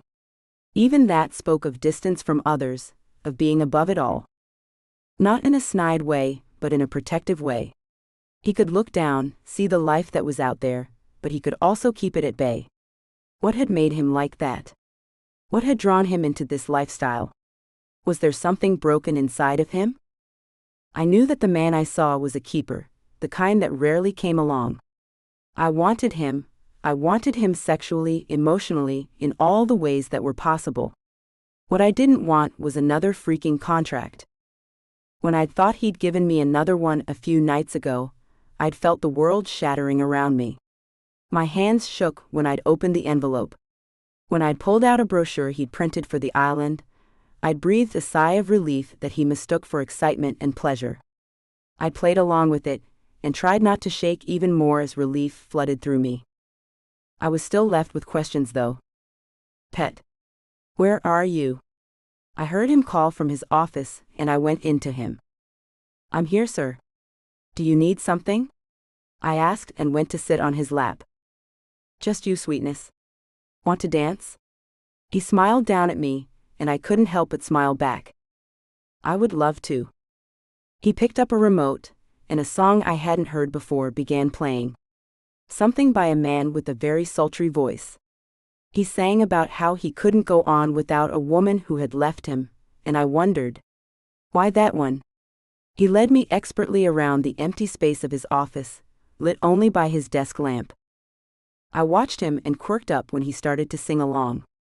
His pitch was a little lower, a little sultrier than the singer's voice, and I couldn't look away. I didn't know he could sing like that. Wow, I said as the song ended, and he dipped me low over his arm. When I came back up, I could only stare at him. You kept that hidden away. Oh, sweetheart, that's not the only secret I have. He gave me a playful wink, and I wondered what exactly he meant. Chapter 19. Dylan. I'd put it off for a few days, but my self-imposed celibacy was starting to get to me. Not to mention the fear I had that she'd walk away if I didn't do something soon. I'd seen it the night she'd given me the presents. She'd been afraid of what was in that envelope, and it had put me off. It had to be done, though. I had to offer her the contract or end this. I took a deep breath as I waited for her to come in. She'd left earlier in the day, and I'd assumed she'd gone home for a while. She had her own life apart from me, and I didn't pry. She'd mentioned a charity of some kind in passing, but hadn't really elaborated. Perhaps she'd done something with that. I'd cooked dinner, steaks, baked potatoes, and a salad for us both, and it was almost done when she came in. Hi there. Dinner's almost ready. It smells delicious. I heard her say, as she came into the kitchen. Dressed in a pair of tight white slacks and light blue sweater that came down to her mid-thigh, she'd looked soft and beautiful as always. She came over to Censored. Me and looked around. Need help? It's done. I'll bring the plates in. Do you want to bring salad dressing and silverware to the table? Oh, and open that bottle of wine? She nodded, so I went back to the steaks. I plated up the food and took it through to the dining table. We ate happily in silence and shared the bottle of red wine she'd opened. By her second glass, I could tell she felt a little silly and playful. I didn't want to ruin it, so I'd left the contract in the drawer. Not yet. Later. Before bed. She was in the chair beside me, to my right. I was at the end of the table and reached for her hand. She was telling me about some incident that happened at the store, something funny, but I didn't hear it. All I could see was the way her eyes lit up as she talked, and it wasn't just the flicker of flames from the candle. There was a light to her when she was happy or excited. It dimmed when she was sad, and dull when she was angry or really hurt. How could I take that from her? I felt a tremor in the muscles of my arm, a tremor that wound its way up to my neck, and I remembered. I couldn't carry on with this. But, just a little while longer. I'd made appropriate noises and laughed when she did, but I still didn't hear the story.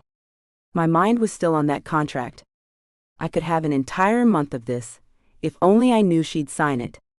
From the way she'd tried to avoid the last one, and her reaction to the envelope the other day, I knew it wouldn't be easy to convince her. She'd wanted more, and I couldn't blame her. I hadn't exactly kept it as businesslike as I'd wanted to. Normally, I'd have kept her at a distance.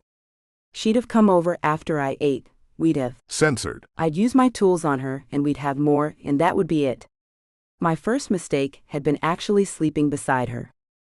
I didn't want to admit it, but I'd love to wake up next to her. I'd inhaled her smell and stroked her as she'd slept. I'd woken her up one morning, my censored. hard and ready for her, and she'd opened her legs to me. I'd slid into her from behind and sunk into a sweet oblivion. I'd lingered inside of her, not moving at all, just enjoying the way it felt to wake up and be inside of her. She'd fallen back to sleep, I'd heard a soft snore, and that drove me to wake her up. It had been so very censored. The feel of her Censored. breast in my palm, the way her back arched into me when I effed into her hard and swift. At the same time there'd been an air of sweet innocence to it. That had been when I knew I was in real trouble. I had feelings for her, some anyway. I'd wanted another month to try to break that spell she had over me. It couldn't last. My parents hadn't. They'd hated each other, but they'd been unable to leave each other. Until one of them died. I'd pushed that thought away and focused on her face. She was still talking, happy to carry on for now. Relationships didn't last, and people only hurt you after a while. It wasn't worth it. Especially when you were, no, that wasn't worth thinking about either. I'd looked away from her, my nerves tight as a bowstring now. I had to do it. Stephanie. I began but stopped. Yes, sir, she asked, her eyes inquisitive. We need more wine. I got up and went for another bottle. A delay tactic, but it helped me clear my mind. Look, we need to talk. Okay. Just like that, the light dimmed, and she sank into herself. I sighed deeply, but I'd started it now. I'd poured the wine and then went to the desk. I took out the folder. It wasn't thick at all. In fact, it only held 2 pages of paper, but I'd put it in the folder anyway. Mainly to hide it from myself. I picked up the pen also in the drawer and took them both to her. I know I keep saying this is the last contract, but, well, will you give me another month? It was a proposal, just not the kind she might want. It was an indecent proposal, and maybe a little cruel, but she knew that about me from the start. I don't want another contract, Dylan, she finally said and looked up at me. Her eyes were full of pain and hurt, but that quickly cleared and I saw a pair of stony gray eyes. I'd never seen them that color, and I didn't know if this was anger and rage or her pretending to be brave. I'm done with that. Before I could convey my thought into words, Stephanie stood up for herself, literally. No, I'm not. This is nonsense, Dylan. She flicked the folder away from her side of the table, and her voice grew louder with each word. I won't sign another one. I won't. Then we're done. I couldn't make it any plainer than that. But we don't have to be, she wailed and turned away from me to walk into the living room. I left the contract and followed her. Stephanie, I went to her, took her elbow, and turned her to me. You knew when we started this that I wasn't the kind of guy for relationships. I don't do them. Ever. I do contracts.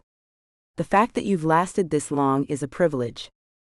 Okay, that was a censored thing to say, but she had started to make me angry. The lift of her left eyebrow told me I should tread carefully, but instead, I went in like a bull in a china shop. You've had 2 contract renewals. You should be on your knees, sucking my censored for another offer, but instead you're arguing? Excuse me? Her head had gone back and her eyes went round. Shouldn't that be the other way around? You think insulting me is going to make me sign that freaking contract? Where is it? She left the living room and went into the dining area. She picked up the contract, looked at me, and then tore the papers in half.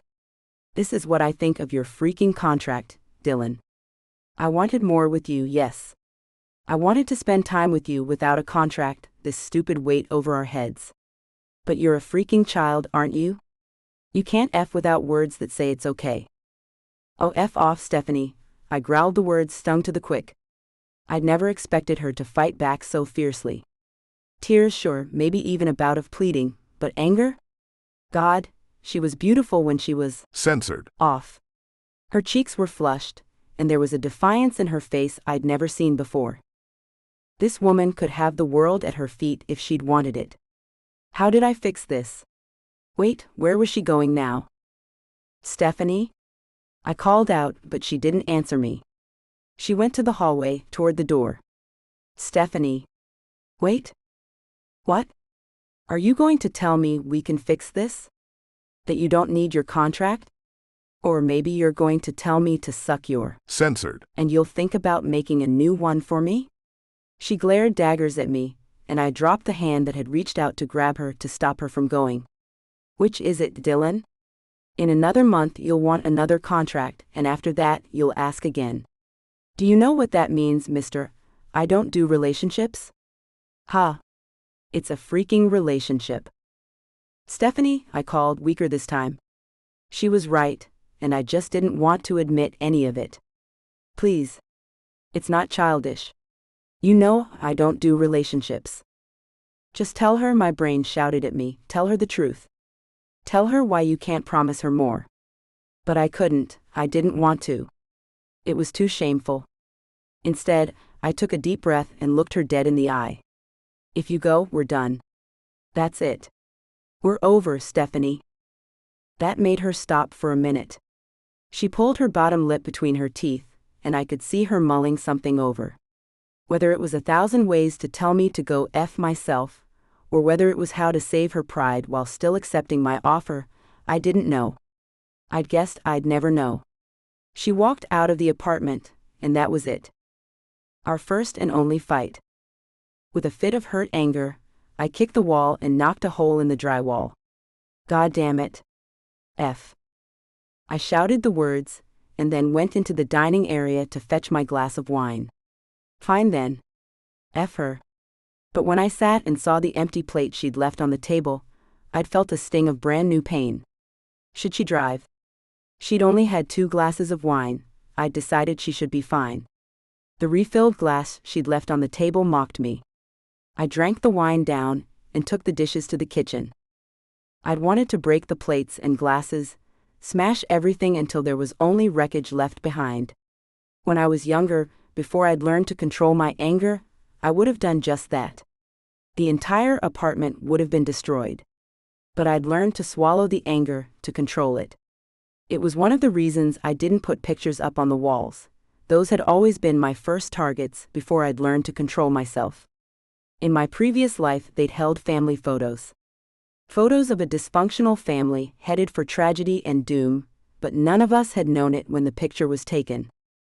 No, I couldn't submit a woman to that life, to my rage. Stephanie thought she'd seen me angry, that she'd seen my rage. She'd thought she'd seen me as dark as I could go, that she'd seen the heights of how I could control someone's pleasure and pain, how well I could dominate. I'd played with her, as soft as a kitten, even when I'd pushed her. I'd planned to keep it that way. Now I had visions of her on the floor, on her knees, covered in spit, tears and my cum as I fed her my... Censored. Over and over. She'd want it, she always did, even if it was too much. It was one of the reasons I wanted her. I wanted to take her to that point, but I was afraid I'd break her totally if I did that.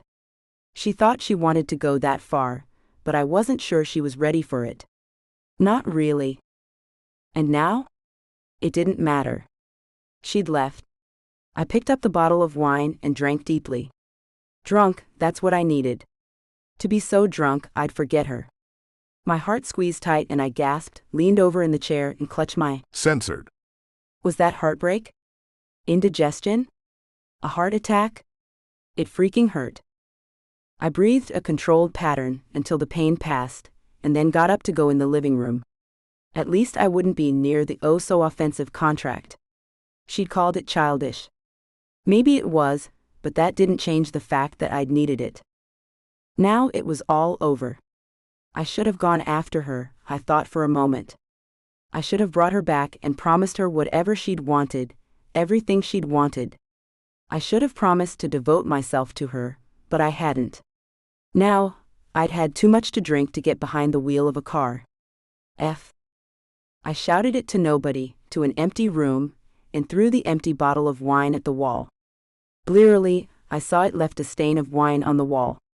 F it. I could afford painters. I got up, went into the bedroom, and slumped down into the bed. I'd reached my hands out, just a little drunk, and screamed again, only this one was just a sound of rage. I should have been in bed with her, balls deep, making her beg for more as she screamed my name. That was what I'd had planned. I'd thought about it all damn day. But now she was gone, probably crying in her bathtub alone. She didn't have anybody else in her life, I knew that now. Oh, she had Roxy, but Roxy worked such odd hours, she rarely got to talk to her anymore. And since Freddie had ended his contract with Roxy, well, she'd been a bit angry too. I couldn't blame her. Life had taught us the same lessons: don't build your hopes on others. You'll lose every freaking time. Chapter 20. Emily. I stared up at the ceiling in the dark. Lord Huron sang about the night he met someone he loved and lost. It burned into my brain, and I couldn't even cry. I was numb, and wanted nothing more than to wallow in my pain. I'd pulled my arm up over my face to put it behind my head, and felt dampness. It was only then that I knew that I had been crying. What had I done? I'd said such cruel, hurtful things I didn't mean. But then, what had he done? He'd been just as hurtful, disrespectful even. Thoughts swirled, the scene played over and over again in my mind, and all I could think was, had we really ended it like that? Was that the end? Was this the beginning of my painful, lonely life? I didn't even know how I got home. One minute I was walking out angry, so freaking angry, and the next I was walking into my bedroom. Now I was frozen still on the bed as the song replayed.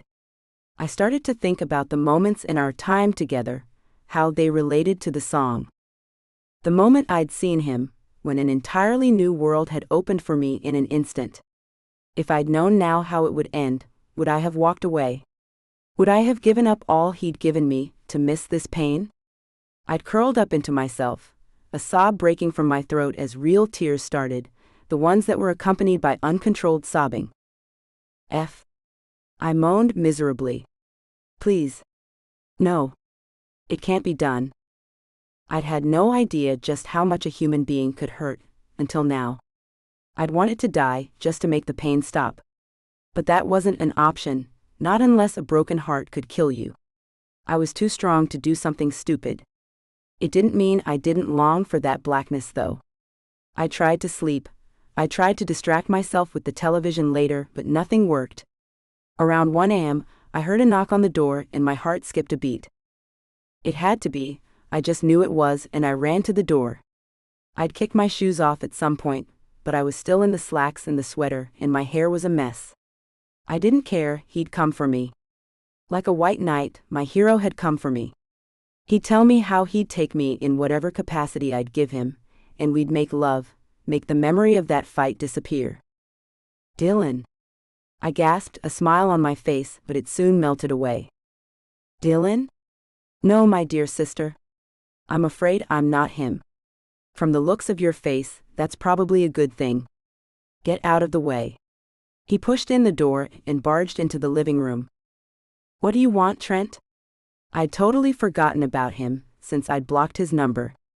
Then the rest of the family. I want you to stop seeing that smear on humanity. I want you to promise you'll end it. You are disgracing our family. How could you? First of all, Trent, I'm not your employee. You don't get to barge into my house and give me orders. I stood up straight and cleared my sinuses. The tears were gone for now, replaced with outrage. Next, you certainly don't get to tell me who I can and can't see. I am your sister. Not your freaking maid, not your freaking wife, and certainly not your servant to order around. Got it? Look, I don't care that you've decided to make a fool of yourself, but at least think about my father and your mother. How will they react knowing you're sleeping with a man who's a killer? I went cold all over, as if he doused me in ice water. I glared at him, my heart a thump and my Censored. Your father? My mother? You still aren't over that shit? He's our father, you prick. She's your stepmother. Get the F over it and move on. I was shouting by then, and wondered if the neighbors could hear me. To be honest, I didn't really care. As for those moronic rumors you persist in believing, how about you actually investigate what happened? Dylan couldn't have killed his parents, he's not capable of it.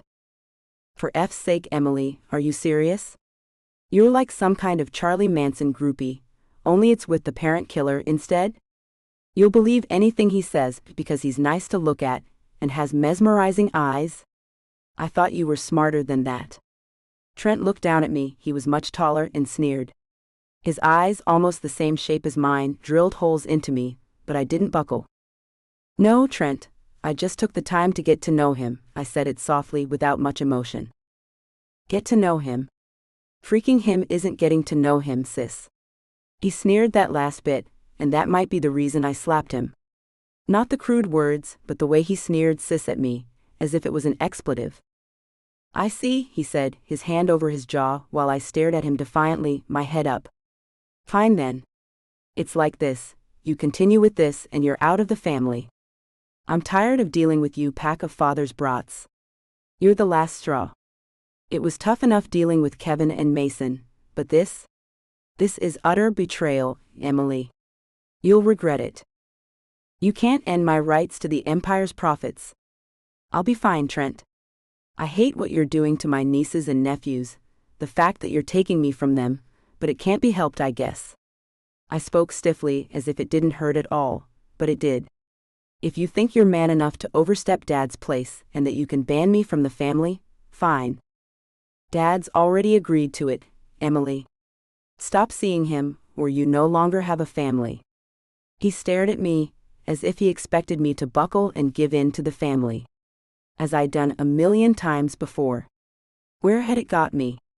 Babysitting my brother's kids, without a single happy birthday thrown my way. How many times would that happen in my life? I could fix this all easily, tell him that it was over already, but now it was my dignity that was at stake. My brother thought he could dictate my life. He thought that he could tell me who I could and could not spend my time. Who I could sleep with, even. No, that was done. Never again would any of them ever tell me what to do, or take me for granted. Get out, Trent. I'll be fine without you. Just go. F off and find yourself a new whipping girl. I'm done with you all. I had to bite down on my cheek to keep the tears out of my eyes, to keep the regret from making my voice shake. Fine. But don't come running to me if you get hurt. You've made your bed, Emily. You're going to have to lie in it now. He gave me a doubtful look, turned and let himself out of my house. I collapsed on the couch. I hadn't thought it possible to feel even more pain, but I was living the reality of it. In a single night, I'd lost it all. The man I was falling in love with had broken my heart, and my family had ditched me for a relationship that didn't exist anymore. If it ever really had. I'd wondered now, was it all my imagination? He'd said he wouldn't accept any other form of relationship from me, except one that involved a contract. Was that really a relationship, or was it a dictatorship? And the words he'd said, the cruel, heartless way he'd spoken to me had been shocking to say the least. I hadn't realized he could be so hurtful. I'd never seen that side of him. Even when he had me chained to a wall, he'd been considerate, kind, but dominant. The man I'd just seen? That was petty. I suspected Dylan had never had a relationship, not if that was his attitude through life. I don't do relationships. He did with his parents, but now that I thought about it, no, he didn't. Sure, he knew people like Freddie and Roxy, he talked with them and laughed, but it was an acquaintance to him, not a relationship. Did he know what a real romantic relationship was? I'd guessed I'd never find out now. I'd pick myself up and walk to the bathroom and started to fill the bathtub. I needed to relax, to get my head straight. I'd left Dylan's in such a rush, I hadn't even thought about what it would feel like to walk into an empty house. Now I heard every creak, every pop of the boards. When I'd walked into the kitchen, the sound of my feet slapping the floor was loud and eerie. Even the sound of the water filling the tub was too loud. I took out a bottle of wine, poured myself a glass of Vinho Verde that Dylan had brought to me. The tub was filling, but for now, I just wanted to drink this wine and try not to cry. I knew that before long, I'd be a sobbing mess again. I did ugly cry like I'd invented it, and I was about to do some more. I could feel it coming. I'd sit there in the tub and cry stupidly, and ugly and alone. Obviously, I didn't make it to the tub. I sobbed and turned, my head on my arms where I'd put them on the counter. My ass stuck out, but I didn't care. Nobody could see me anyway. There was no reason for shame here. None at all, so I stood there and sobbed. After a minute, I finally noticed the same Lord Huron song was playing throughout the house, and the bathtub was still running. I used a kitchen towel to wipe my face, threw it in a laundry basket when I went into the bedroom, changed the song, and went to the bathtub. I took off the sweater I'd imagined Dylan running his hands over before he pulled it from me, and threw it at another basket. I pushed down the slacks and pushed my socks off before my panties and bra flew away somewhere. I took a deep breath and stepped into the tub. Dylan didn't want me without a contract. I told him to stuff his contract. But right now, in my utter loneliness, I'd wanted nothing more than to drive over there, tape that paper back together and sign it. I'd give him whatever he'd asked if he'd just come back into my life. It couldn't end like this. Surely it couldn't. I leaned my head back against the tub and let the tears fall. How did I fix this? Could I fix it? I'd wanted to so much, but would he want to? And could I really sign that contract? I had an opportunity here. I could totally rebuild my life, start off new with a clearer idea of what censored was. I could have a relationship, now that I knew what that meant. I could love someone who loved me back, and every now and then he'd tie me to a wall or to his bed and F me to insanity. That could happen, I thought as I put a damp washcloth over my face to hide away. Yeah, right, my brain said. Here's a picture of Dylan's face when he's between your thighs, sucking you off. Breath shivered from my censored and censored flared to life in my groin. My body wanted Dylan still. My brain did too. Even this little part of me that wanted to rebel, wanted Dylan. So how did I fix this? Right now, I knew I couldn't. Just like I couldn't fix what had happened with Trent. My relationship with my brother, or brothers, was now as fractured as my relationship with Dylan. I thought about the kids and their sweet faces, my nieces and nephews. I'd missed them before, when I first stopped being the free family babysitter. Now, I'd never see them again. Trent was a man of his word. I'd have money deposited into my account, but that would be the only contact I had with the family from now on. But what about my parents? Trent had said Dad had agreed. Did Mom? Surely not. Mom wouldn't just abandon me like that, would she? Mom and I had been strangers for a long time. We were nothing alike, and I'd been so caught up in caring for her sons, I guessed I'd never really got to know her. She was just this woman who would show up every now and then, ask for a progress report, and then she'd be off again to tend to my father and his needs. Funny how the women in this family served the needs of the men. Even their wives were totally devoted to them. Although admittedly all three had to fight for their wives. The ladies didn't just lie down and say, okay, F me forever. They'd made a stand. Perhaps that was what I had to do with Trent. I was sure after a while he'd see sense. I hoped. The water started to feel cold, so I got out rather than pour more hot water in. It was time to get out before I looked like a prune. I couldn't help but check my phone as soon as I went into the bedroom where I'd left it. Nothing, not even a message from Roxy. My life was so empty. I hung my head and pulled the white terrycloth robe tighter around my body.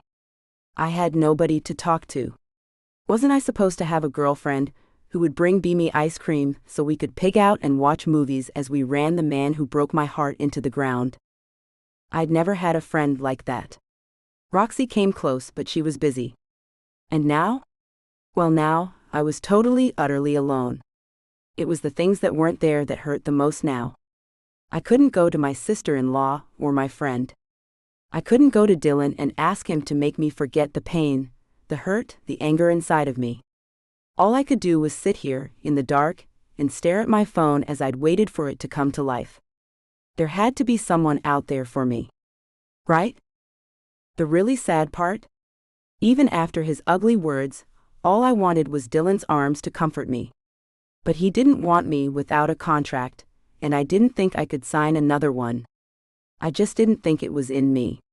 With a sigh, I plopped back on the bed and took up staring at the ceiling. What the F could I do? I hope you loved Emily and Dylan. Their story continues in dark secret. He's all I have left. But he doesn't even know my real name. I thought I could have it all, but no. My family won't allow it. They say he's their nemesis. At least I know their priorities now, business before silly me. So just like that, I'm no longer a Thompson. I've been tossed out into the cold, exiled. Mr. Dark is everything to me now. What will he think when he finds out who I really am? He'll leave me for sure. And then I'll have nothing. Click here to read Dark Secret now.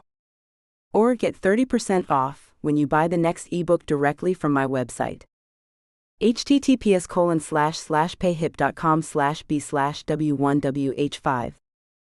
Use exclusive discount code BACK4DSECRET.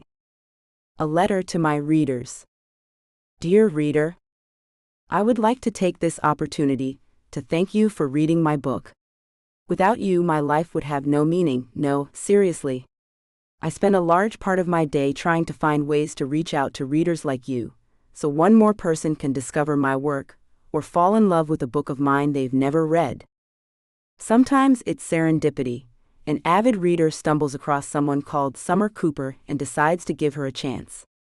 Sometimes it's a recommendation from a friend. More often than not, it's from all the hard work done behind the scenes to market a book. However you've ended up here, I truly appreciate it. Even as a small-time indie author, there are many people involved in my book business: editors, proofreaders, designers, assistants, reviewers, etc.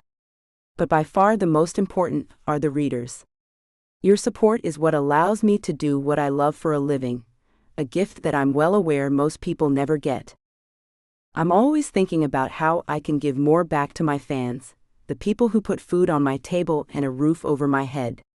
That's what prompted me to start my own online bookstore on the PayHip platform for my work and those of a few author friends of mine. It gives me loads more flexibility to offer regular discount codes to my followers and bundle products together to give you better value. I'm still selling my books on the major online retailers, maybe that's where you bought this one, but they'll also be on PayHip for the same price or cheaper. I'm really loving the discount code feature. Since PayHip take a much smaller cut of the royalties, when you buy from there, you can also get the bonus of that warm, fuzzy feeling inside that comes from supporting an indie author, rather than more of your money going to line the pockets of some of the richest people in the world. If you'd like to support me even more, I have a Patreon page with tiers to suit all budgets and all kinds of amazing benefits, including free books and audiobooks, exclusive content and merch, signed paperbacks, swag boxes, and more. It's also the best place to get to know me better, as I'll be posting life updates and patron-exclusive Q&As. I know times are tough for many people, so if you'd like to support me but can't afford a subscription like Patreon, the easiest thing to do, and completely free, is to leave a review and help spread the word about my books. You can also join my free email newsletter to find out about upcoming releases, discounts, etc. You might be wondering, with all this PayHip, Patreon, newsletter, Facebook, Instagram, YouTube, TikTok, did I mention all my social media and marketing stuff? When do I get the time to actually write? Well, I often ask myself the same question. But that's the reality of being an indie author. And that's why every single reader like you matters so much to me. Rest assured, I do find time to write, and my next release is never too far away. Okay, some fans may complain it's too far away. Thank you again from the bottom of my heart for all your support, in whatever form it takes. With love and appreciation. Summer. Read more sexy and romantic books by USA Today best-selling author, Summer Cooper. Dark Desires. A Billionaire Dark Romance Series. Dark Desire. Dark Rules. Dark Secret. Dark Time. Dark Truth. Bar to Bar. A Billionaire Second Chance Series. Dancing with Lies.